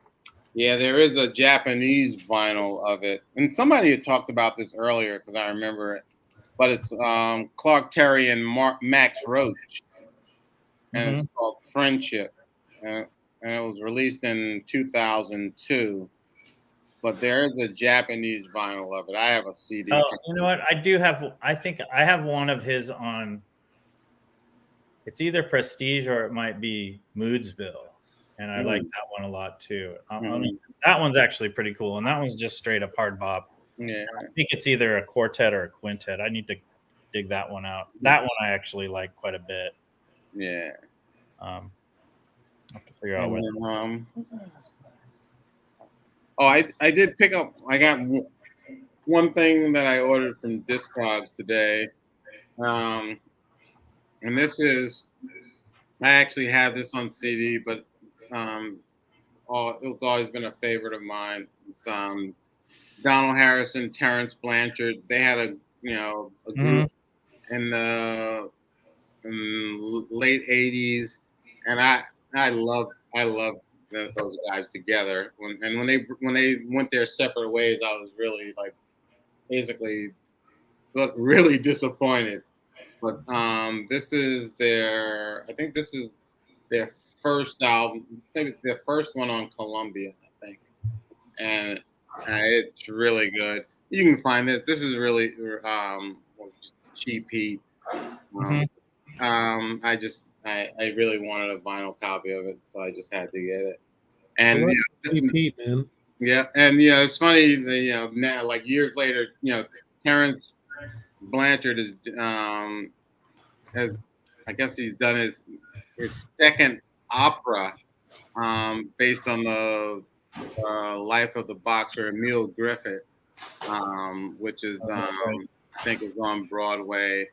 And Donald Harrison, actually, who plays with the Cookers, Billy Harper's group, but he just recently had a heart attack, so he's sort of recovering. But Donald Harrison, they're both New Orleans musicians. Donald Harrison's father was the chief of a Mardi Gras Indian tribe, and Donald Harrison now Jr. is also the chief of Mardi Gras Indian tribe, and his nephew is Christian Scott, the trumpeter. So, long line of musicians. That's awesome. And New Orleans-based musicians. Absolutely. But this is an excellent album, and the title is "Crystal Stare," basically from the from the Langston Hughes poem "Mother to a Son." Really good album. I'm gonna have to check that one out. I haven't heard any of their music, I don't think. Yeah, their best one is called Black Pearl, and I have that on vinyl too. That's cool. Maybe I'll get that one then.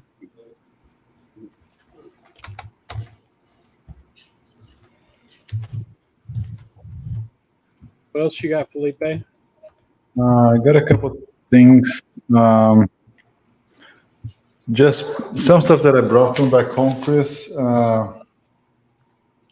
I just wanted to compliment with some things that I also had here. I think Brandon's gonna like those records. Just show some stuff by Elis Regina, right? Which I think would be. So let's start by the classical one. This record is gonna turn 50 next year, 74. Oh, cool. Oh, that's the one. Yeah, that's the one to get. If you don't have any record, That's the one to get. That's the one I want.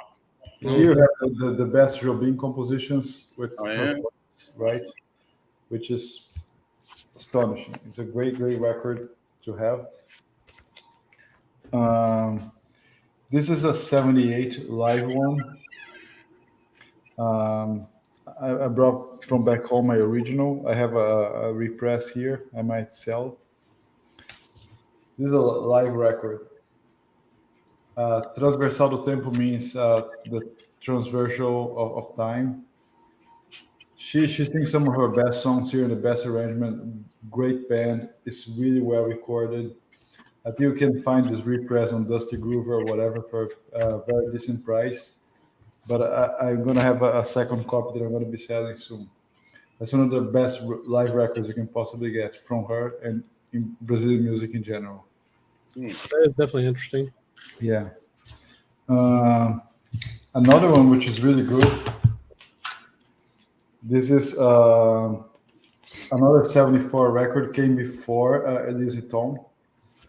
So she experiments with a lot of things here, and she has some 2 or 3 songs by Tim Maya. Right, Brandon? Yeah. So Tim Maya is one of the greatest jazz singer, composers, musicians, not only in Brazil but like worldwide. His records are highly desirable. And he lived in the U.S. in the '60s. He played and learned from James Brown, Motown guys, and everybody. Has an amazing voice, and Tim Maya is like, yeah, crazy, crazy good. And she sings a lot of his songs here, and that's a great, great record as well. Yeah, I think you talked about that record before. Sorry, You already have a copy of that. You have an extra copy of that one too? no, I have it. just the live one, just the live one. Yeah. This is her 73 record, which is very good. This record sounds amazing. It's more like bluesy, blues side. And it's the very first recording of Waters of March is in here. Okay, yeah. Yes, Michael, I know. I'll talk about it a little later. And this is her 79 record called Falso Brilhante, which means fake brilliant, which is probably her pinnacle. She was at the top of her form here. And if you want one record only, you should get this one, Falso Brilhante. It's beautiful, beautiful. 79 on Philips label. 76, sorry, 76. What is the cover like? Like, is it really thin? No, it is actually a gatefold. Oh, okay.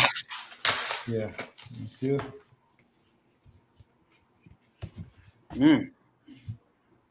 That's nice. Yeah.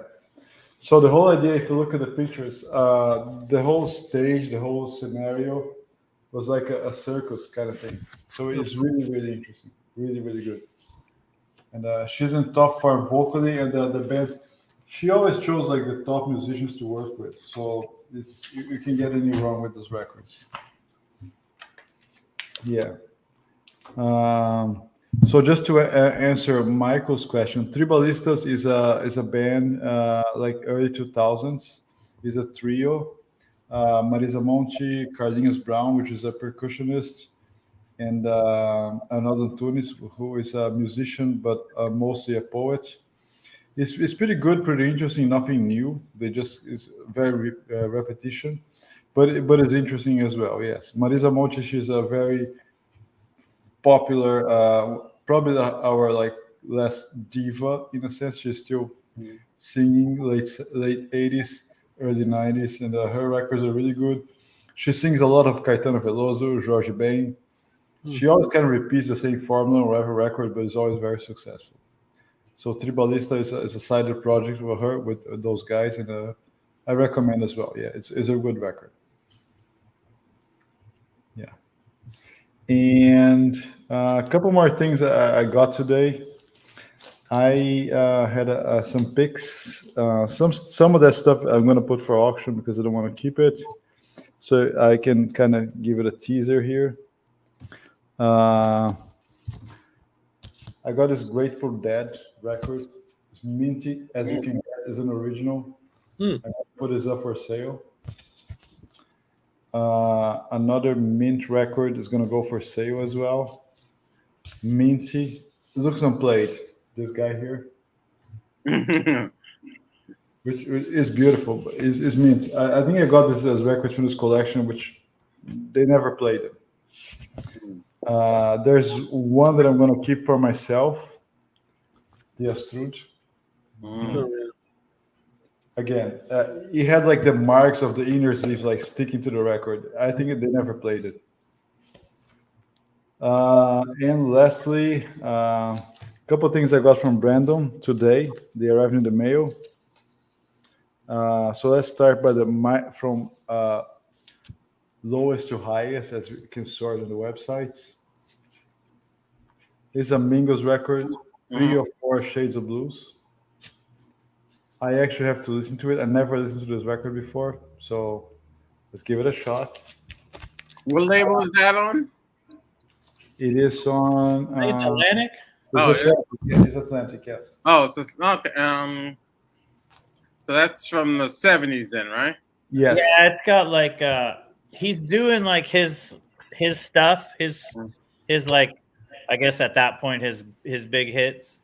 Mm-hmm. But it's like got like, I think it's got like John McLaughlin and like, it's like sort of like new instruments on like the old, the big band stuff. Yeah. You get 2 people on it. I wonder if it's in the box set. I am not sure. I haven't checked the box. Probably, Mike. Yes. But my box set is shipped. So, you're gonna find out soon. Yeah. So another one. This is a CTI Van Gelder, everything, and I'm really excited about this one. It's still in the machine, just drying now. I mean, you can't go wrong with those CTIs, man. They are amazing. Oh yeah, that's a good one. I don't have that one yet. Yeah. I have no CD. I don't have no album. I have some of his milestone stuff, but I didn't have any CTI, so I'm really thrilled to have this. And last but not least, okay, this is in shrink, original pricing. It's an OG, it has a P, has a RVG, and came from Breno as well. And I'm super. I didn't have this record. I think it's one of the few I didn't have. Yeah.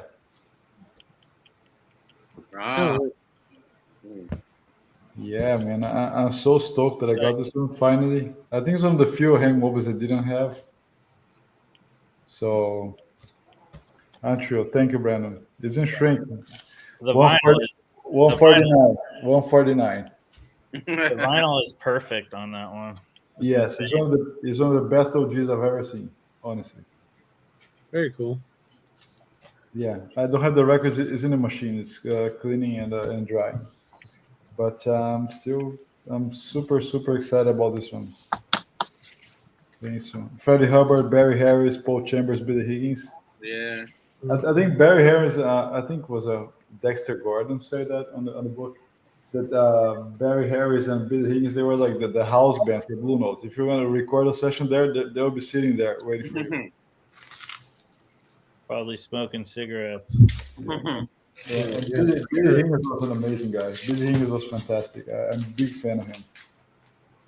What's up, Elliot? And Maggie? Hey, Elliot, what's up? Hey. Well, you got records to show, Elliot? Yeah, I do.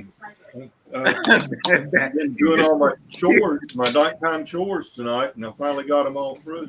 So all right, come up and share a little bit. Here's what the most recent record I've played. I've had this record for years, but oh wow, oh yeah, that's good. This is if I wrote it down correctly, this is a 57, not a repress from later.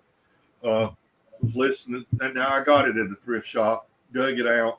It's not like it plays overwhelmingly good. It's VG, but I hadn't played it in a while, and I was amazed that I'd forgotten how much scat singing was in it. You know, that's something I hadn't really thought of from those guys, but it sure is. And I got some VCLT from Mark Lathman. I don't know if Mark's in the Peanut Gallery or not. I haven't seen him tonight. No, I haven't seen him tonight. No. Well, I will. I'll show you what he sent me. Cool. And I cleaned them yesterday. It only took 5 days from Toronto to North Carolina, or maybe even less. It was quick, real quick. But they sent me 4 records, and I think he showed a couple of them on y'all's stream a couple weeks ago, maybe. I don't think he showed this one though, but Laverne Baker sings Bessie Smith, and of course, what a great singer Laverne Baker was, and what can you say about Bessie Smith? Atlantic jazz. What do you call it? Jazz lore. It's called. so it's not. But it sounds really, really good. And it does about 12 or so of Bessie's songs. It's nice to hear.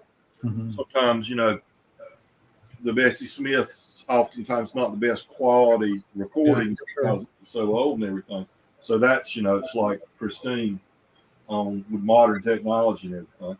And then I believe this is what he showed you in the copies or something. I know if y'all can share with me, I listened to this one this afternoon.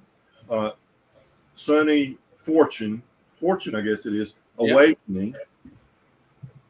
And I think this is from 1975 on Horizon, which is A&M Records.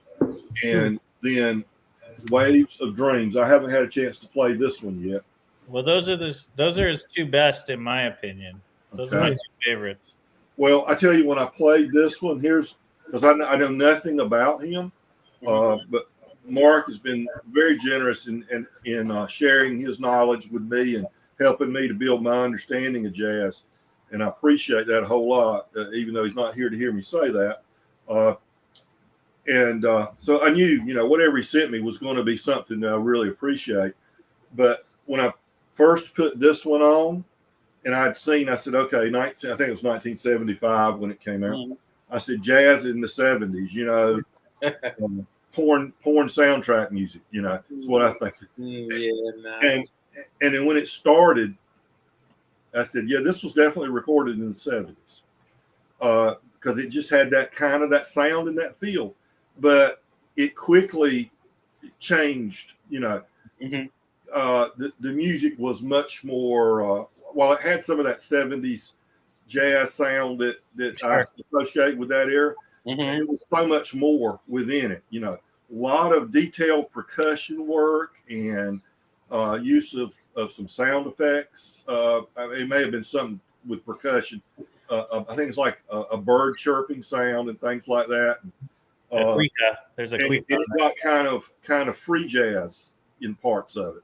So, I mean, that was my impression, and like I'm an idiot when it comes to understanding much about this stuff. I recently got into him just a couple, 3 months ago, this year, for sure. And it was just because he had played on a couple McCoy Tyner milestone records that I really liked. And from that point, I started, going into the Sonny Fortune catalog. And those two are the ones I thought were the best. He has one on Strata East that's kind of expensive that I haven't picked up yet. Which one is that? I forget what it's called. I'll look it up. He has one on Strata because his records are about $10, except for the Strata East one is about $80. Right. So I know that. What about this guy? I love Ricky Ford. Dude. Oh, that's great. Yeah. I love. Is he a modern era, or is he 80s, 90s, 2000s, or what? He's the 80s to 90s. And the problem with Ricky Ford, he was sort of unfortunate. He fell in between, he was like right before the whole Young Lions came about, like Wynton Marsalis and all those guys. Right. But he's an excellent guy. I think he studied under Jackie Byard. I want to say New England Conservatory of Music. He's great. Released a number of excellent albums on Muse. I have. That's what this is a Muse. Yep, I have that one. And then he relocated to France, where he still lives. I think he even has an art gallery in France. Okay. And he actually released a recording either this year or last year. It's only on CD. Came back to the United States and recorded it. It's very good. He is an excellent music. Are there many recordings on Muse or on other labels by him? Yeah, I mean, I probably got about 9 or 10 that are on Muse. So when I play this one, if I like it, I can expect to be able to find some other good stuff. Yeah, and if you don't like that one, you'll still be able to find some good stuff. Okay, yeah. Well, and Mike, the Sonny Fortune on Strata East is called Long Before Our Mothers Cried, and it's 74. And I think Awakening, which is the green one, I think that's 76. Okay. So, and the one on Strata East has Charles Sullivan and Stanley Cowell. Okay, because I was thinking about, because I only have this on CD, and I know they did it on, I think Pure Pleasure or one of those labels did it. There's my CD is entitled Great Friends. It's Sonny Fortune, Billy Harper, Stanley Cowell, Reggie Workman, and Billy Hart. And that was a Strata East vinyl release too. Yeah, that's an excellent one. And that's like a group. That's kind of like the All Stars group. Yeah. Mm-hmm. This one is a Sonny Fortune led. Okay. Him writing it, and it's called Long Before Our Mothers Cried, and I really want it. It's hard to find too. Yeah. What else you got to show, Elliot? I got this. Mazzy sent this as a throw into a box. I got some other records from, and he included this. This is pretty good. John Mayall Jazz Blues Fusion, and of course, well, when I hear fusion, this is not the sound I expect. It's very blues heavy. Yeah, but it's got a. I was going to say Blue Mitchell's on the trumpet. He's the only name I know, but Clifford Solomon on sax. I'm not. That name's not familiar to me. Ron Seco on percussion and Freddie Robinson on guitar. Of course, along with John Mayall, Larry Taylor on bass.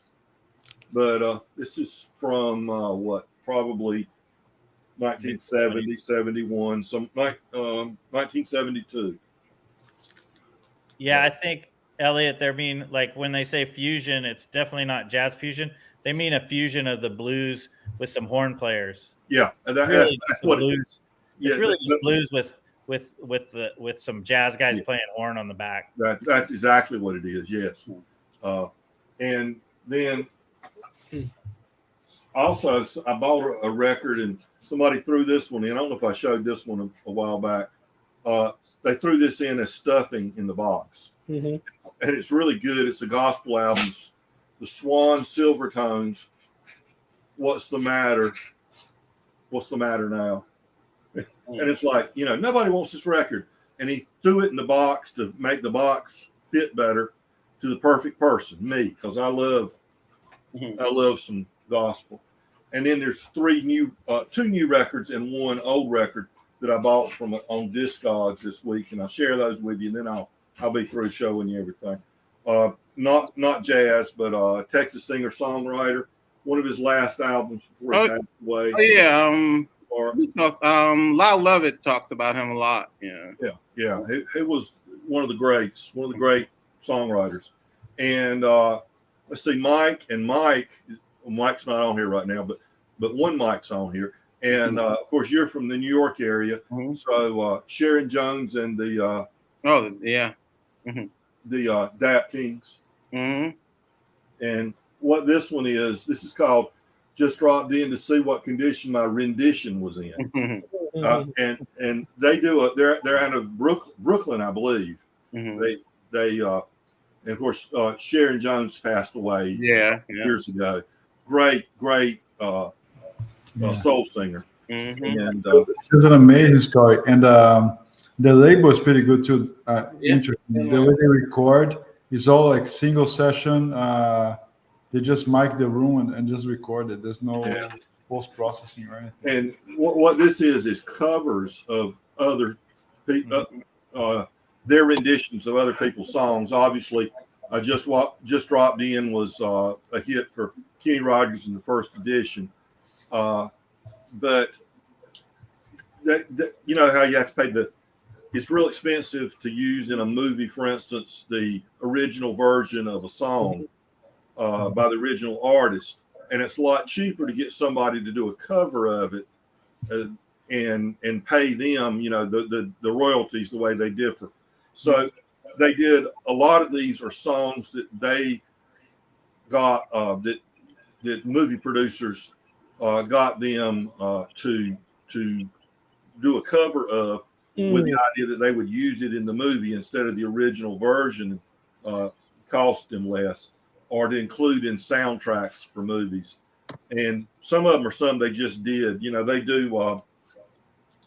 Let's see, Rescue Me's on here. They do Signed, Sealed, and Delivered. I'm Yours. Here I Am, Baby. What Have You Done for Me Lately? Some of them are just ones they just wanted to do. You know, they just did in the studio for fun. Others are ones that they did for soundtracks or for tribute albums. They do a Prince song. They did it. And that's the Take Me With You, which was a Prince. You know, where other artists do a tribute album. And then I got this Verb record, the Oscar Peterson Trio, of course, a used record when I got those two. On Verb, Affinity, and for 1962. And the vinyl is just beautiful. Nice. And, so I Who's like on there? Who plays on that with him? he's got Ray Brown on bass and Ed Thigpen on drums. Yeah. So, and I noticed when I looked it up in his discography, he did like 4 albums in '62 or something like that, a bunch anyway in one year. Oscar Peterson made some records, man. Yeah, I think maybe about 52 he started doing a lot of stuff himself with his trio or other combinations. But I really like that Oscar Peterson as well. So that's some jazz and other stuff that I picked up in the last couple of weeks. And just I just want to quickly follow up. So when Elliot had mentioned Sonny Fortune, just wanted to note the stuff's not going to be on vinyl, but Sonny Fortune had like an amazing run, like basically starting in the 90s. He did a couple of CDs for this label. It's called Conics. One of them is Monk's Mood from '93. That is fabulous. Then he signed to Blue Note and did another Monk CD that was called 4 in 1. That is just it'll blow you away. Then he did 2 more recordings on Blue Note, A Better Understanding, and From Now On, that are also excellent. And then in 2000, he did for the Sanchi label, In the Spirit of John Coltrane. And then the last recording that I have of him was You, the Night, and the Music from 2007. And they're all like excellent recordings. But unfortunately, none of them are on vinyl. I would think the Blue Note stuff would be available for streaming. And then I also have on CD, it's under Gary Bartz's name, but it's called Alto Memories, and it's Sonny Fortune and Gary Bartz. And it was done by, I guess, the European division of Verve. And it's Sonny Fortune, Gary Bartz, Buster Williams, Jack DeJohnette. And it's also phenomenal. And Kenny Barron on piano. Okay, so we got a quintet. Yeah. And that was recorded when? Was it like a release of something recorded in the earlier? Or? It was recorded in, I want to say, it has to be, it's a 94, so yeah, it was recorded in 93, released in 94. Cool. Pretty much, what would you say, about 88, 87 or 88? Pretty much after that, everything's going to be CD only for a couple of decades, really.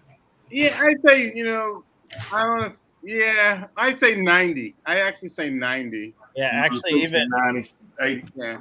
I see 94 is the cutoff. 94 is when. Yeah. There's still a lot of 93 stuff. They weren't pressing nearly as many vinyl copies by 88 or 90. Because I have in Europe they pressed them longer. right, exactly. Because you'll The find U.S. ends at 93 is kind of the cutoff in the U.S. yeah. What's up, Maggie? Hello. What do you know, man? Oh, I went to some estate sales this morning. Yeah, Got some stuff. Fred couldn't handle your flipping through the bins for Rob. He's freaking out. Did he really, or was he just fucking around? I don't know. Literally, Can't tell. this stuff was pretty funny. Yeah, the stuff that was marked in those bins. There was bins that were $3 a piece, Mm-hmm. and then there was bins that were individually marked, but everything was half off, and it was either like the Peter Gabriel Solo was the most expensive thing in there, but we each got a Derek and the I bought a bunch of stuff for Rob. Mm-hmm. We each got a Derek and the Dominoes. We each got a Little Feet. Hmm. But the thing is all the stuff that was in the individually marked was a lot of that stuff was really scratched up and stuff and well played. Yeah. But the stuff in the $3 bins, I just looked through all of it, and it's all like near mint. Like the worst thing on it is even the sleeves are like in excellent condition, but it's not like super in demand stuff. Yeah. But I was just I just looked. I assumed when I was gonna pick it up and look at it that it was gonna be all scratched and fucked up, but they're all like in perfect condition. Like, oh, they look unplayed. So that was cool. So I got them all for $3. The only bad thing is I got this Cult Wildflower single, which I assumed would actually be expensive, but I looked up and discovered it's not. But it has a lip warp on it. That sucks. But I had a lip warp on this Elvis album that my mom gave me, and I just put it away in my record collection, and it worked itself out just on its own. Yeah, that So can I think I'll just put it in the middle of the middle of like a shelf in the center of your and just wait a few years and see if it works out. Because that's I had that same album when I was a kid. This is a single. It's a 12-track single. I really liked it. But yeah, I got a bunch of it was all like, classic rock stuff and some pop from the 80s and stuff like that. That's cool. I never found anything around it. I have some time tomorrow. I might see if it's all stuff that you would find in like I almost want to go back because there was other stuff in the $3 bin that I just assumed was going to be trashed. Like the dude had like 1,000 copies of Moody Blue, the Moody Blues Nights in White Satin one or whatever that album's called. I've got them right here. Hold on a second. I got two. I didn't find any jazz at any of the 3 sales I went to. In fact, the other 2 sales. Well, one thing that sucked is the guy started it early because they said it was going to start at 7 a.m. and I got there at like 10 minutes to, but there was everybody was still in there because in the picture on the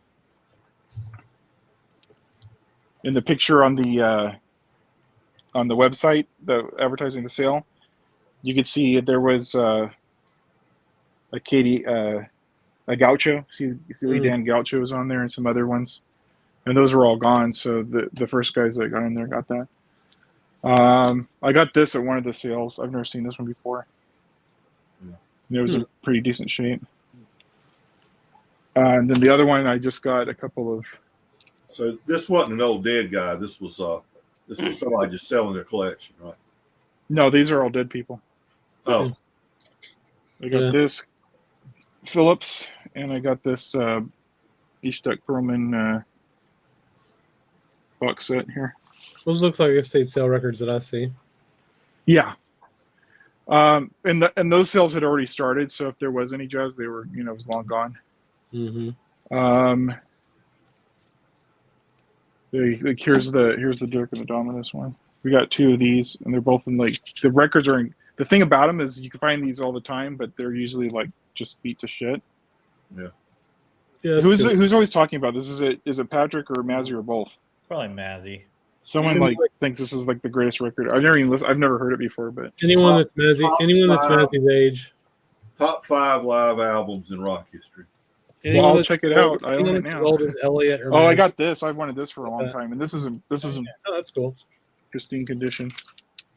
I don't know what song this is, but I just picked it up because it was $3. Yeah. Canadian band. They're good. No, I know who they are. I just don't know these songs. Yeah. Oh, here's a jazz type thing. Jazz type. Oh yeah, that is just straight up jazz. Yeah. Lena Horne, Cab Calloway. Oh yeah. I think it's one of these 70s record labels that. Oh no, Sandy Hook. Don't. No. Right. What are you doing? That's disturbing there. Bring that up. Jeez. Stormy weather. Yeah, that looks cool. I think it's one of those. I do see quite a few Lena Horne records too. Like I get jazzy-ish shit, but I don't really ever find. There's another label that did like movies from the 30s and 40s soundtracks. Mm-hmm. And modern recordings of them. Oh, that's cool.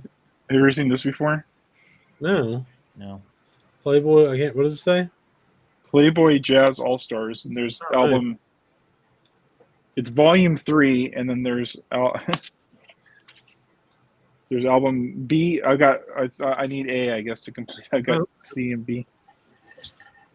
Were those recorded at the Playboy Festival? Or the mansion.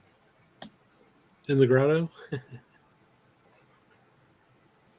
I think those that would make sense. It's just compilations.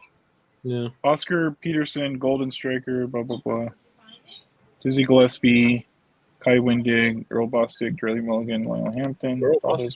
It's kind of like it reminds me of the poll winners. It's kind of like a poll winners type of thing. It's like just a comp of different people.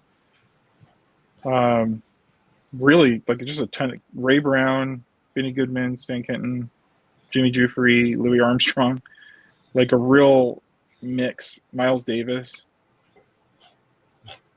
Yeah, it's just got a huge mix of different stuff. Like, but yeah, everything else is just like, pop. But it just really like. You see this all the time, but this is like, the sleeve is just perfect. There's no Did you get the Peter Gabriel? No, Rob got that. Jose wants it, I guess. So I told him to contact him. I was so happy when I saw this because I had this when I was a kid. Mm-hmm. It's got a lip warp in it, and it's other than that, is it the Cult? What is it? Oh, yeah. Other than that, the album looks unplayed. It's just got that stupid warp. But I think it was from the sleeve. It had this plastic sleeve, and the sleeve had kind of shrunk somehow. You know this. You know that Rick Rubin. I didn't check the condition on this yet. No. What about Rick Rubin, Brandon?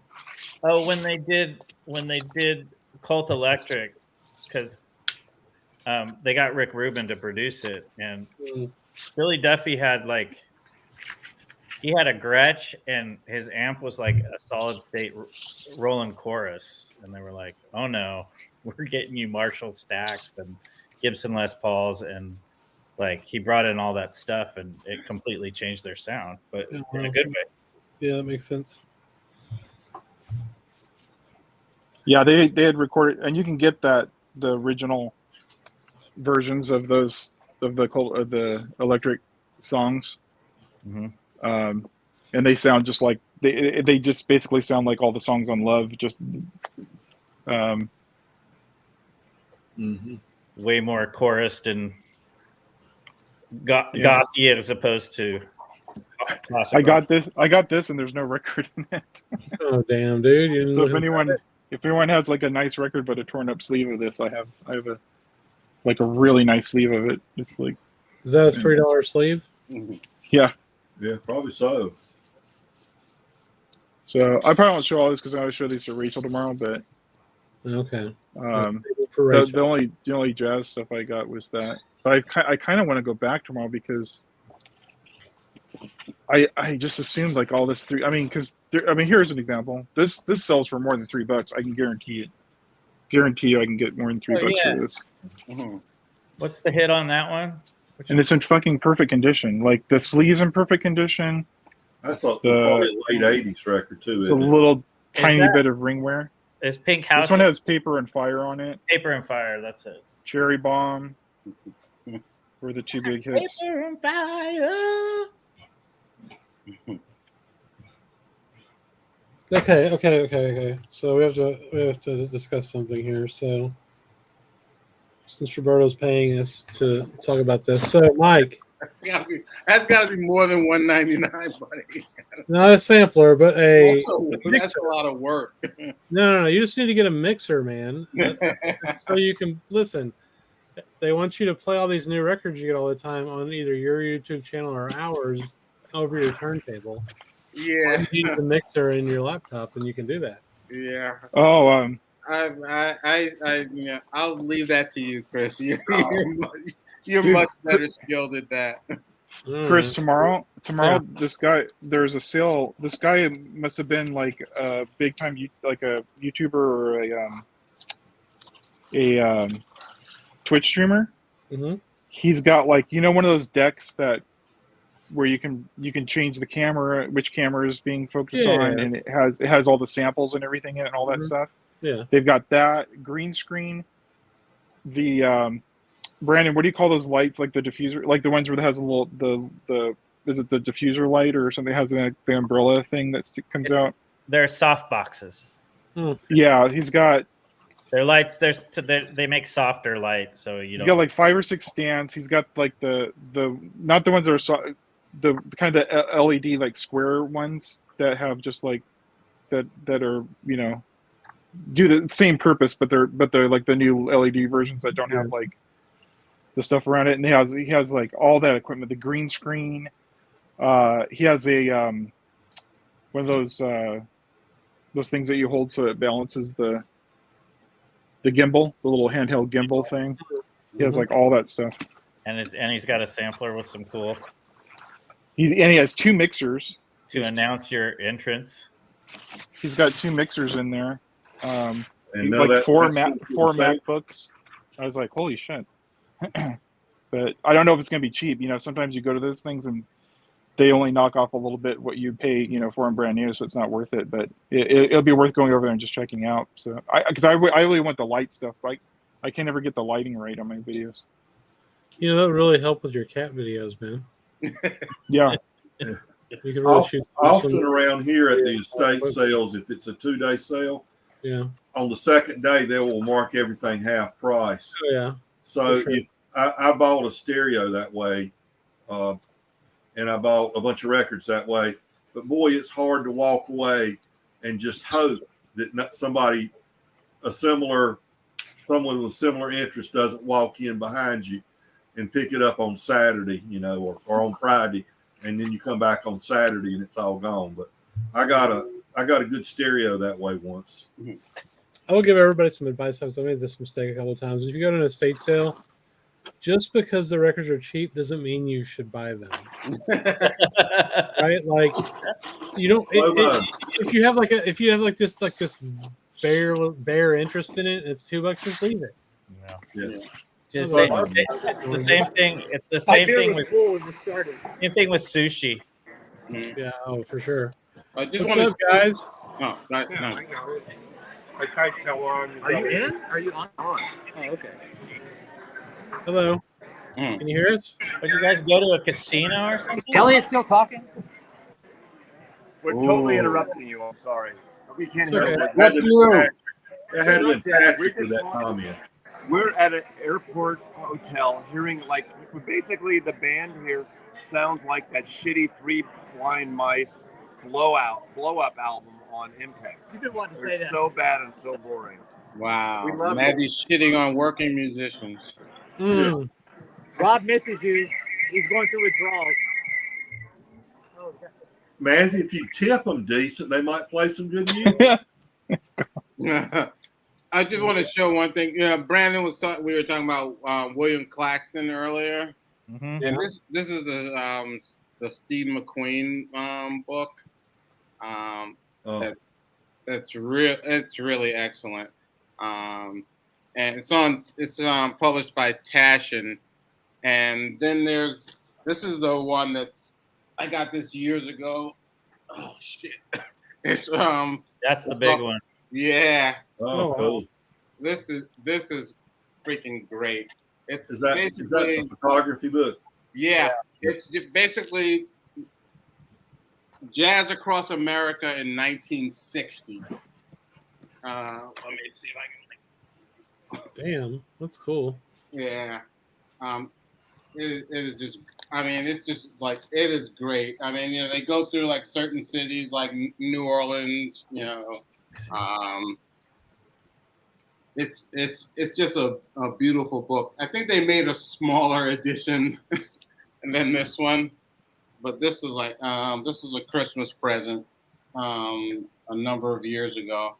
But it's an excellent book to get. If you're just interested in jazz photography, and like I said, it's across the United States in 1 year, William Claxton, and there are a lot of essays that accompany the photographs. The book you showed, Mike, on Instagram, I'd read it a couple of months ago. Yeah, that's really good, but beautiful. So excellent fictional jazz book. Yeah, I love that. And I was saying earlier because he uses things that based in fact, and then creates the fictional narrative from that, which is really kind of like Donald Trump. I'll show a couple of good reads since we're talking books now. If you'd like me to. Oh, absolutely. Yeah, go ahead. Two books I just read in the last couple of weeks, both about Robert Johnson. Mac McCormick's biography of a Phantom, which is his 1969 and 1970 search through Mississippi to find out any information he could about Johnson. Very interesting book, but the better book is by his basically his stepsister, and this is Brother Robert and his stepfather's daughter, not by Johnson's mother, by another lady years later. His stepfather's daughter. All that time in the mystery about Robert Johnson, all the mystique about, he disappeared for 5 months and then he came back and he could play. He must have sold his soul to the devil and all that. Total bullshit. What he spent a lot of time with his stepfather's family, and he lived much of his time in Memphis.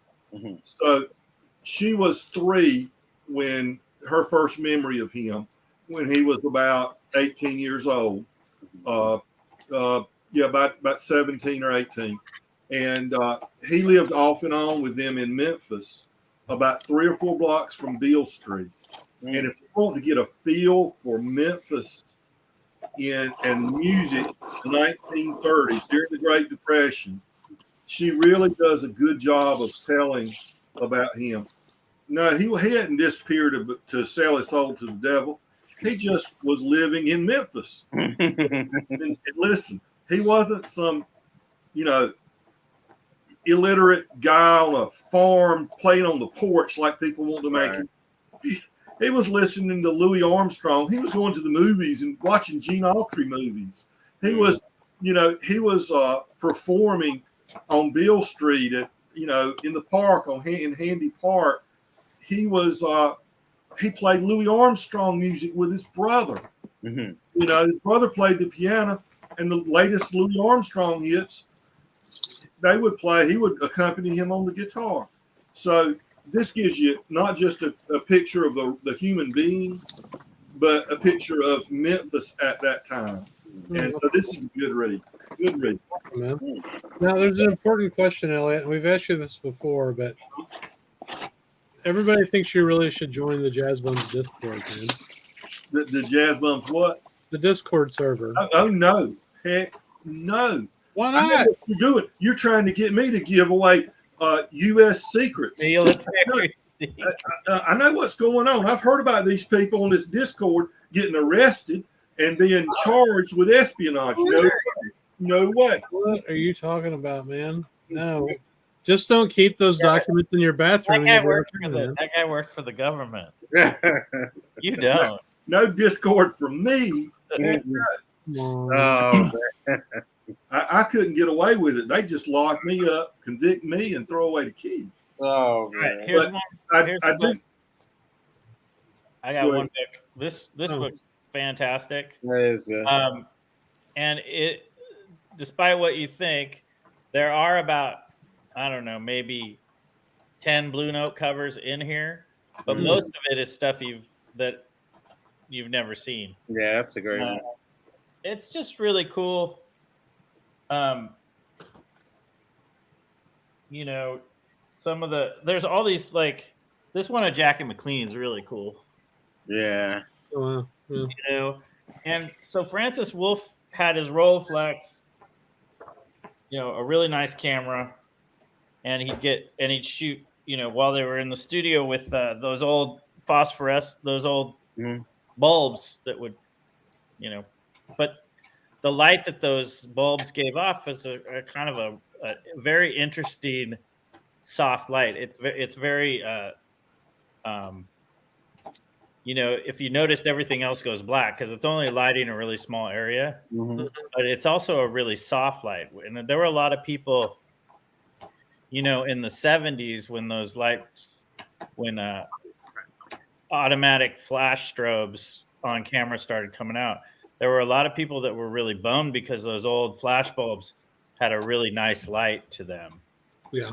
So those eventually, you know, we don't have those anymore, and you put different soft boxes on your lights, but those old bulbs had a really cool look to them, and it's kind of part of what makes those Francis Wolff photos look really cool.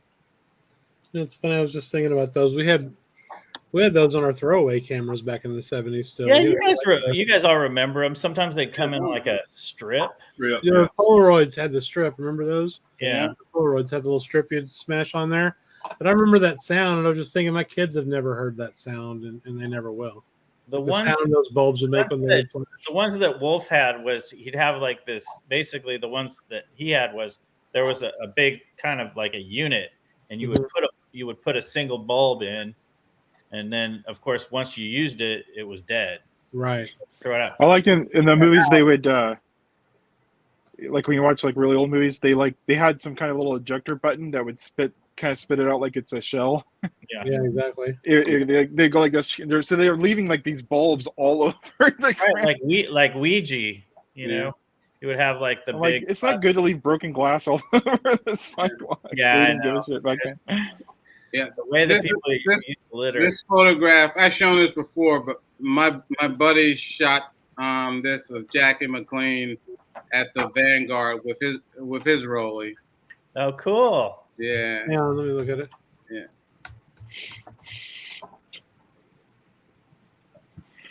And this photo is another photo that he took of Walter Davis Jr. Oh, cool. But With his Rollie. Also with his Rollie? Yeah, yep. Great. Yeah. But he took it at the Vanguard. And he gave Jackie McLean a photograph, and Jackie McLean was really thrilled about it. So. That's a nice pic. Yeah. So Breno, was Francis Wolff usually shooting in medium format? Yeah, that's what a Rolleiflex is. So a Rolleiflex is a medium format camera that shoots 12 frames on a roll, and they're all squares. And back then, 35 hadn't quite. I mean, 35 was still very popular in the 60s, but it hadn't quite taken over. In fact, professional photographers used Hasselblads and Rolleiflexes all the way through the 80s. Yep. And it wasn't until, there were some other medium format cameras that sort of came along in the 90s that sort of knocked out the Hasselblad. But Were they Lots of great. superior to the 35 millimeters? Yeah, Well, no, I mean 35 was. There was still a profession. There was a lot of professionals that would shoot medium format for a long time, yeah, Yeah. yeah, and especially portraits. yeah, And yeah. but the Rolleiflex and the Hasselblad in the 50s Mhm. and 60s was, it was the camera to have. Those were the cameras to have. They're both German cameras. Actually, yeah, one's Swedish, but they both have the same optics. yeah. I mean, to this day, it's still hard to beat those, right? Yeah, I mean they're really good. I mean, especially for black and white, Yeah. as opposed to Definition, quality, color range, everything.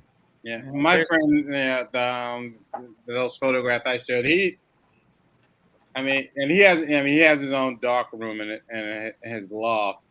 So he would print, he prints out his own stuff, but he didn't start shooting digital until,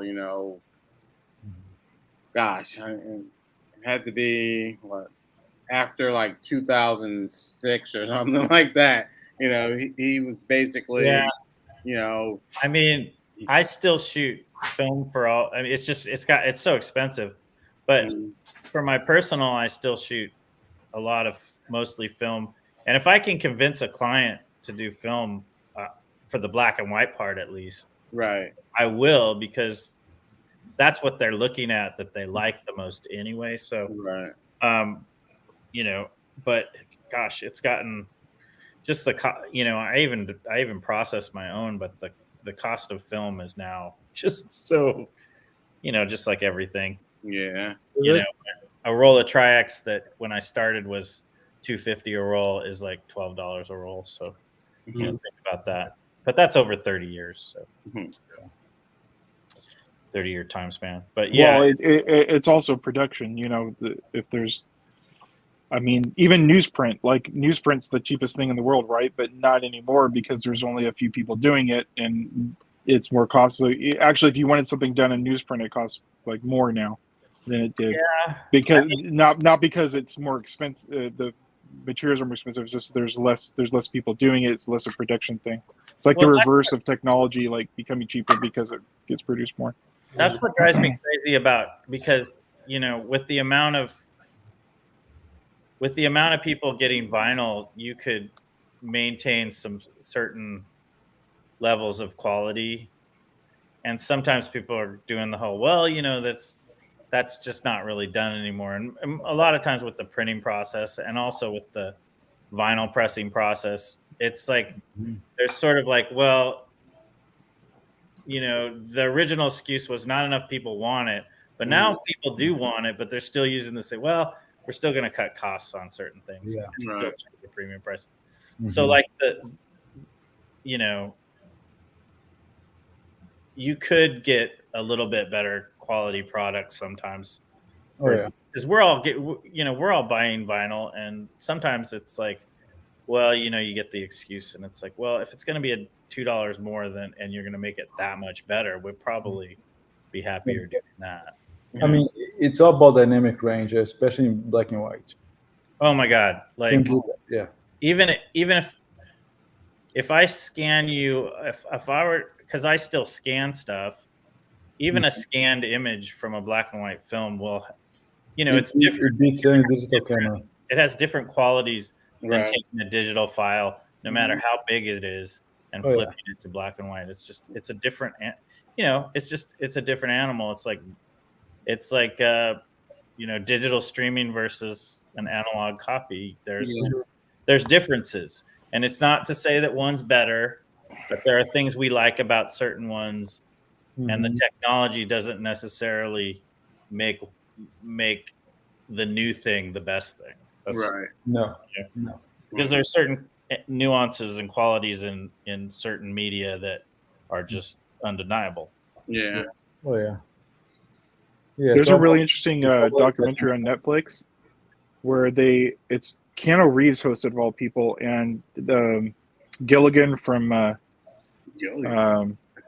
Bob Denver, Breaking Bad. Oh, is interviewed in it and stuff, and it's all about the the directors that were sticking to their guns as far as like still using film and digital, and how they've basically come around now, because you can, even if you want it to look like film, you can make it look like film, and not tell the difference anymore. It's gotten so sophisticated now, according to the documentary.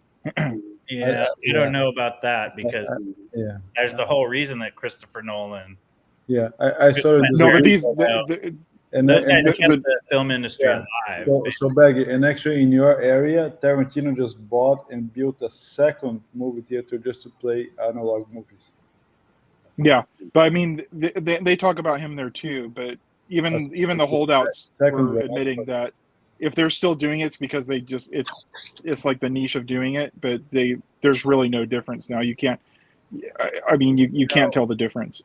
There is a difference. You cannot tell, but there is a difference. Is different. But I mean, it's really apples and oranges. Yeah. It's a different media. Oh, yeah. You can't say it's the same quality, because it's like a completely different thing.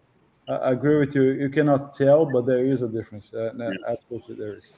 I just want to show another photograph my friend took with the Rolly. This is Miles Davis. Nice. And it's really, you can even see like the whole the lip. Course. Yeah. Yeah. Like really. Yeah. It's really good. Absolutely. Yeah, you can see the whole dynamic range, especially grayscale. Grayscale shows everything. Yeah, I'm trying. It's so hard for me to unless to have this argument. It's almost like, you have a certain kind of pizza, and there's a certain kind of pizza you like, and it's just that's the pizza, and someone else has this pizza and say, oh, this is the greatest pizza ever. You're like, well, yeah, but I kind of like this pizza, so Makes sense. Well, the only thing I can tell the difference when I see, especially if I when I saw movies on film on the big screen, is you have the grain of the film, but now you can mimic that, and you can write a program to mimic it to have it be. You can mimic that and make and artificially create that grain. I understand what you're saying, because the reality is, there's like a lot of people. It doesn't matter. I mean, I have so many people in my family that go, "Why are you still doing that?" kind of thing. I notice the difference, but I don't know. But I think overall, most people won't. I mean, I can tell the difference in a second, but that's because I'm using this stuff all the time. So, when I see filters, it's pretty easy to tell a filter. I mean, I have friends who constantly are shooting both, and they'll kind of try to sneak one in, and I'm like, no, I can tell what it is, but it's not like it's just different media, completely different media.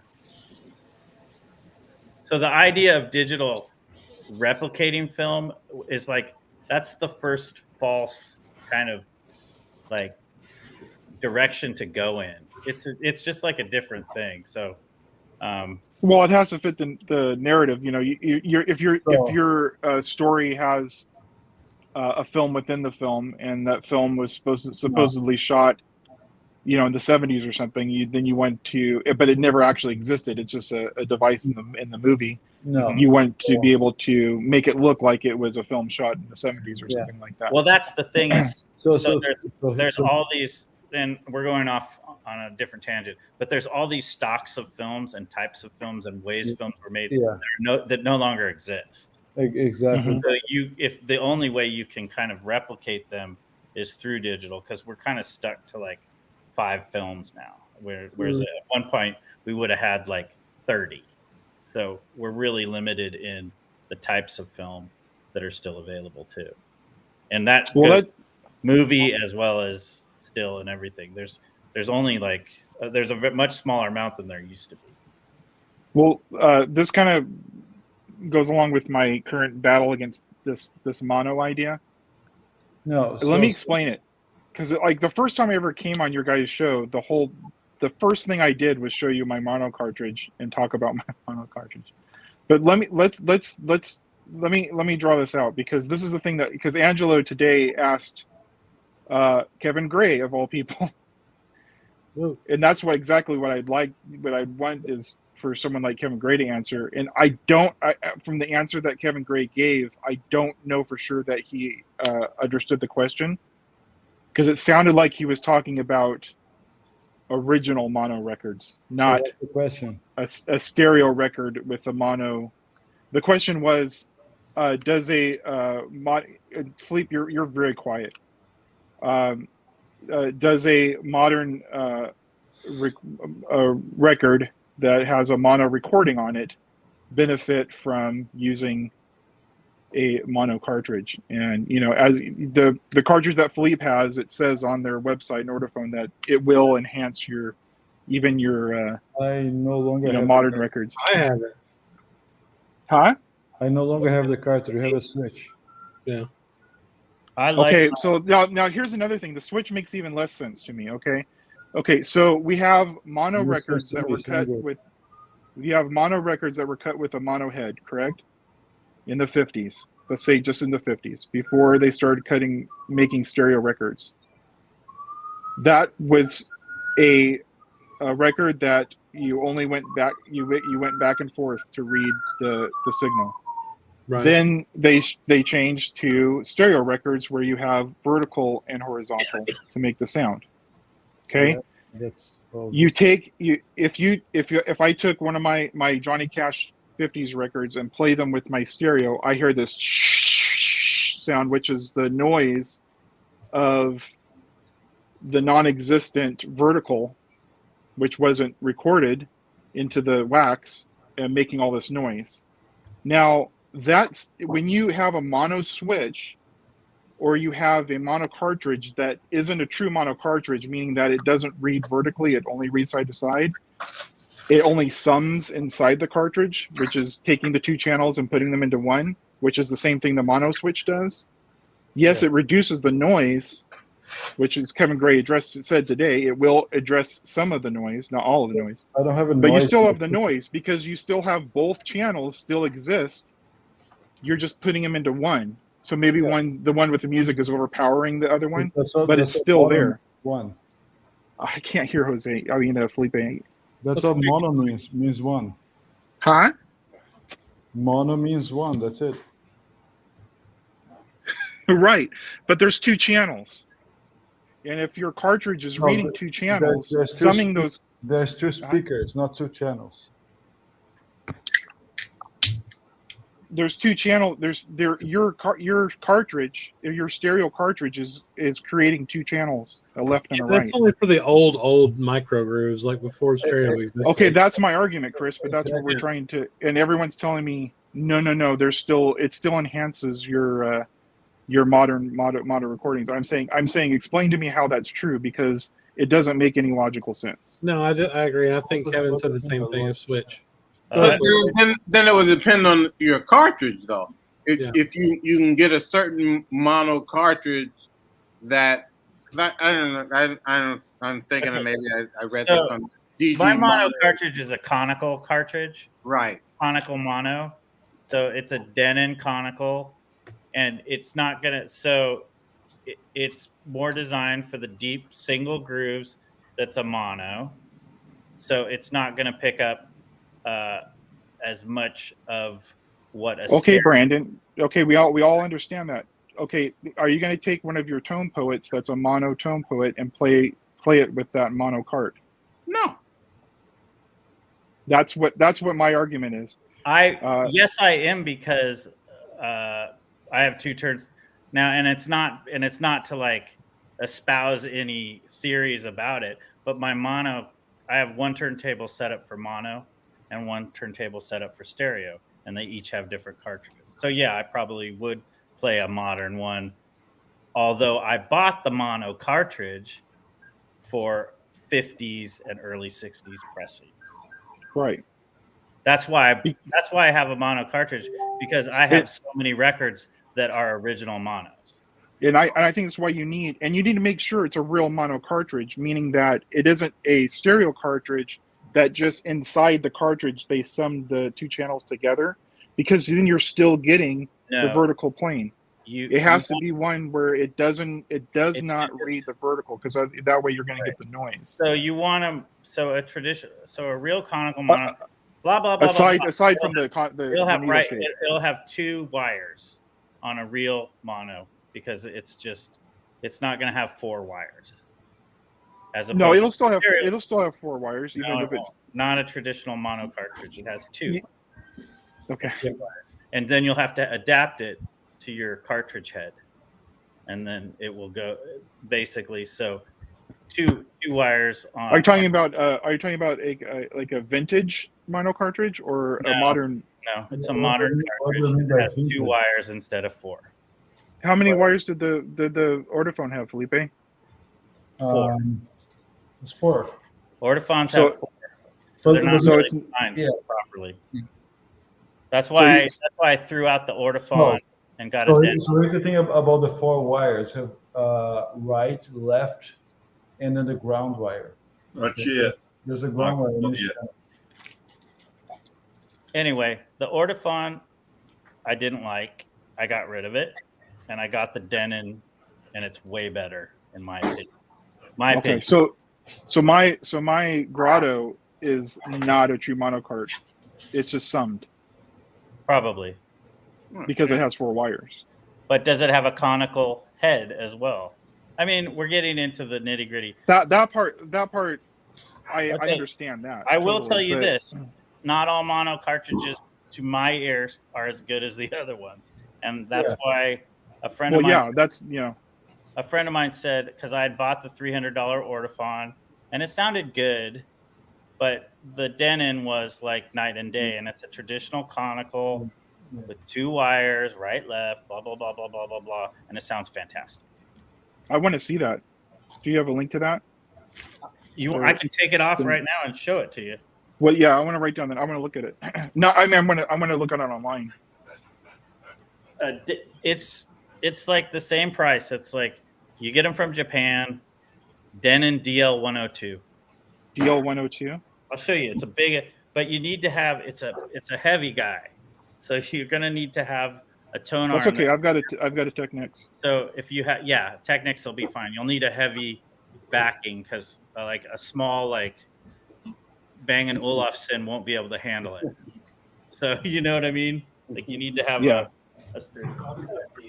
Oh yeah, it's not that expensive. $300, and it's a big fat one. $250 right here. It's pretty cool. Wait, is that? Oh, it's a moving coil though. Huh. So you've got a conical stylus, and it's got two wires. Yep. You can see it. Yeah. So it kicks ass. So is that a special head shell for it? No, it's just a Marantz head shell. You can put it anywhere. So what's the adapter that you said that you were mentioning about? Okay, because it's not really an adapter, but when you go like a head shell, you gotta go from 4 to 2. It has 4 prongs when it goes in. So it goes to 2. So it'll go to 2. Yeah. So it's actually from the. Let me see if I can find it. It's been so long since I did this, but basically, where it meets here. Yeah, I think 2 wires go to 1. Yeah, that's exactly. It's very simple. And to me, this is like one of the best purchases I've ever made as far as vinyl goes. It sounds really good, and it gets rid of it makes a lot of my mono records that are a little beat sound a lot better. That makes sense. No, it is a good card. And that's just how I have it set up. I have an old Shure on one side from like the 70s, and then I have that one which has which is the modern Denon. Mm-hmm. and they both, and it, you know, it's definitely. I mean, my system isn't audiophile, but it sounds good to me. My system's mostly from the 70s. You got two of those Marantz turntables? I have some Hardy Marantz, clunky Marantz that just keep on. Yeah, those are cool looking. I love those I'll tables. take that over the new stuff any day. Well, what I like about them is they have pitch adjustment, so which is always kind of nice.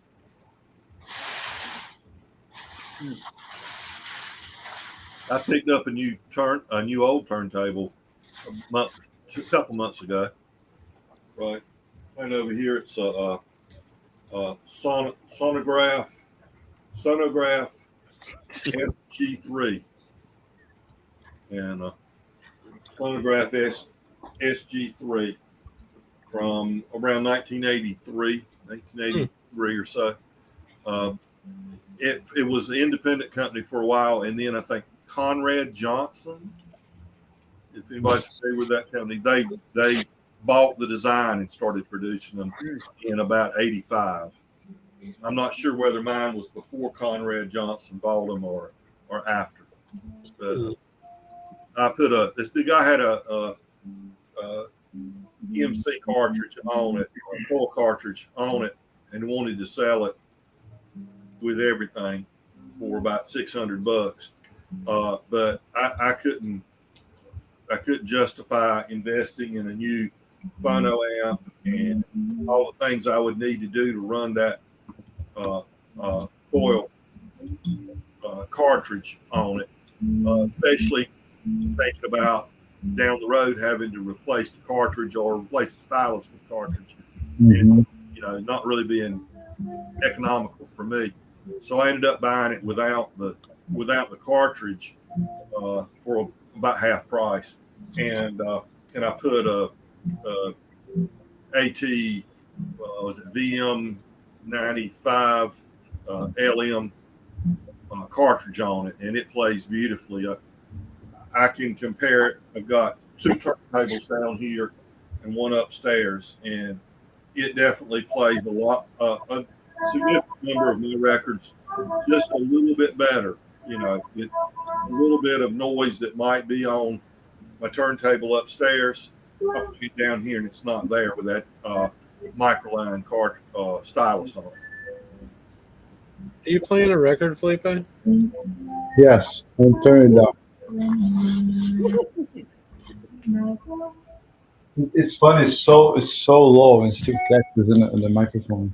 Was it my imagination that Mike was here for a moment? Just like if He was. Yeah, he's still here, kind of, but like. Yeah, he is. Yeah, he's around. He's kind of here, like he's lurking, machine gun. Yeah. I wanted to show him my my new classical record I got. Guys, I'm gonna have to head out. I've got to start early tomorrow. Everybody, take care, and I appreciate y'all. Take care. Y'all take care. Oh, there he is.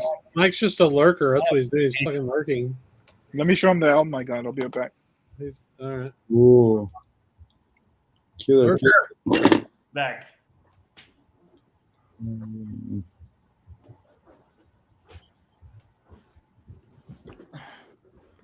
All right.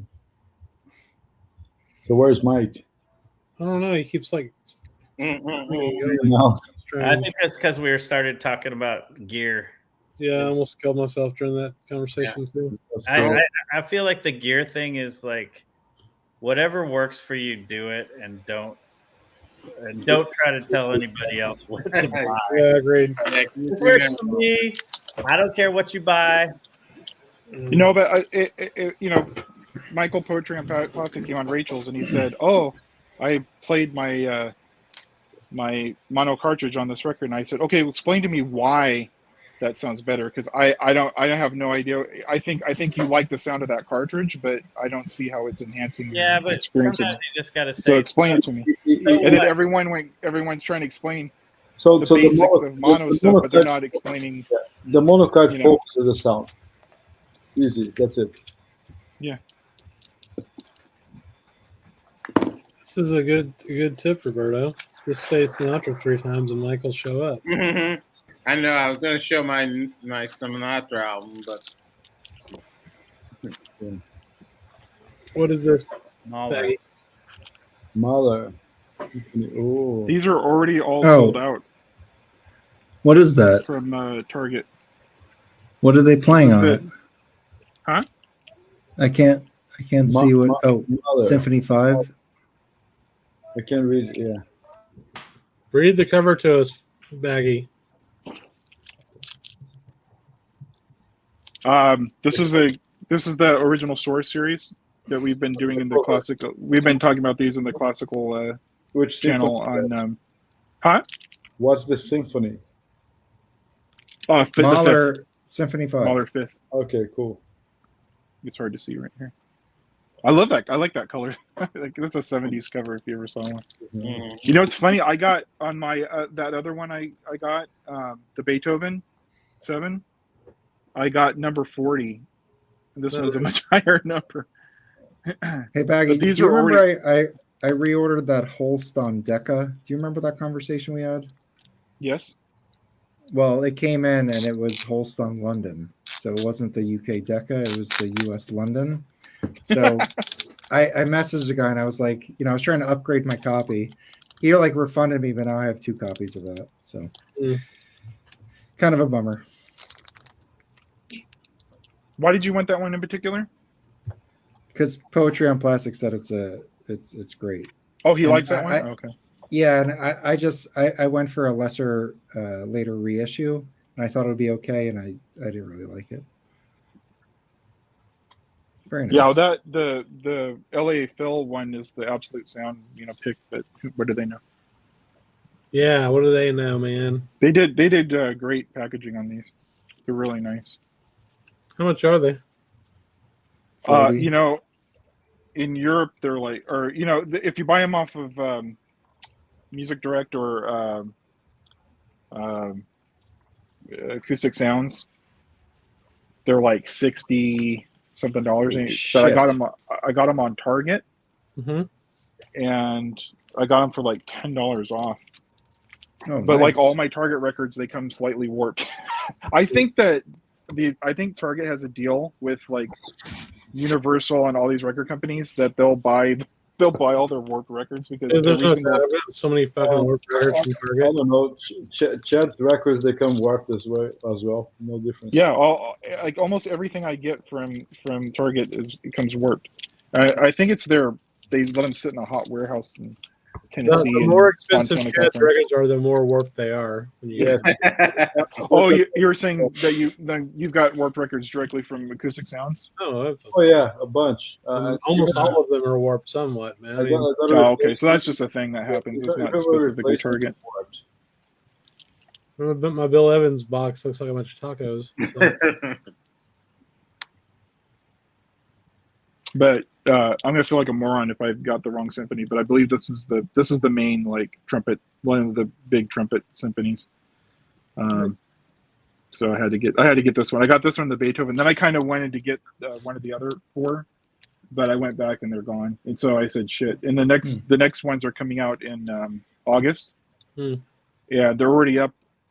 They don't have every single title, but they have the ones that I want. They're coming up in August, and they're up for pre-order on Target. So if you want to get it for a decent price, they're really cool. That's cool. Yeah, it's very exciting. It's exciting that classical label is doing a reissue like that.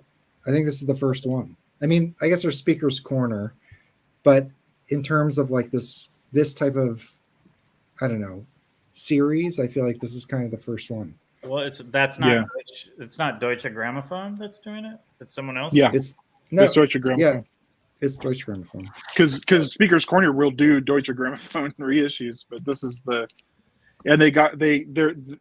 thing is it's called Original Source because they're actually doing cut from the analog tapes. Michael 45 did an interview with the woman who's doing the mastering for all these records. And that's how I heard about it. And then I got scared because I never saw it up for a pre-order. It was up on the Deutsche site, but it was never being offered in America. And I contacted him one time and I said, I said, Michael, are they going to offer these? I'm sure they're going to have it. I'm sure. And I was like, man, I almost gave up hope. And a lot of our friends actually in the U.S. went and ordered this directly from their site, so they had to pay VAT and the exchange difference and all this other. And it's going to take them forever to get it. And at the last second, like maybe like a couple weeks before this got released, then it can't.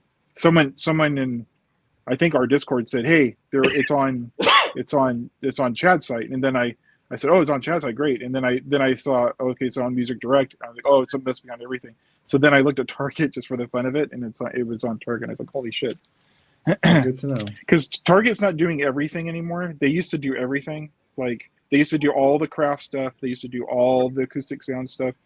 The Verve series, the acoustic sounds Verve series and stuff. But I think they used to do all the Tone Poets and all the classic series, but now it's kind of just select titles. They don't do every single thing that comes out anymore. Hey guys, they probably got stuck with some stuff. I have to exit. Good talking to everybody. Baggy, that's awesome. Definitely going to check out some of those reissues. Yeah, I forgot. I showed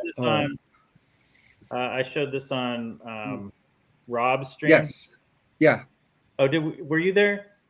Yeah. I have a Ryan DeGraff, a New York title on Timeless. It's really good. I think you did see this already. I was just gonna say I really like this record and kind of looking I need to check that out. I think I want to say Chris or Felipe showed that once before. Yeah, yeah. I need to check it out. Chris, but I do need to go. See everybody. Good chatting. I'm going to show one last record before I jet out of here too. I haven't played it yet, but I've been pretty happy with. So this is Ryo Fukui, who did Scenery, is kind of his famous trio record, and he has a few that have come out on this We Release Jazz label, and people can talk all about half-speed mastering. I don't really know the difference, but who cares? It sounds good, right? I'm looking. This is what I'm going to play tonight. I haven't heard it yet, but I just picked it up. So far, I've got the Hiroshi Suzuki record that I just showed you. Right. Picked up 3 other Ryo Fukui We Released Jazz records, and they've all sounded really good. So I'm pretty happy about this. So this is what I'm going to listen to tonight. Yeah, those are all right. All right, and I'm going to see you guys later. All right, man. All right. Hi, Brandon. Thanks for that. Oh, in the mirror. That's cool that about that Denon. I didn't know about that. I'm gonna look up more information about that. You got anything else to talk about? I'm about to cut out too. I had a long day. Hey, we made it 4 hours again. Yeah, we broke it. Yeah. I didn't accidentally end the broadcast after an hour and a half. We did it a couple weeks ago. All right, cool. Well, thanks for watching, everybody. Have a good weekend. Yeah. Cheers. See you guys. Bye-bye.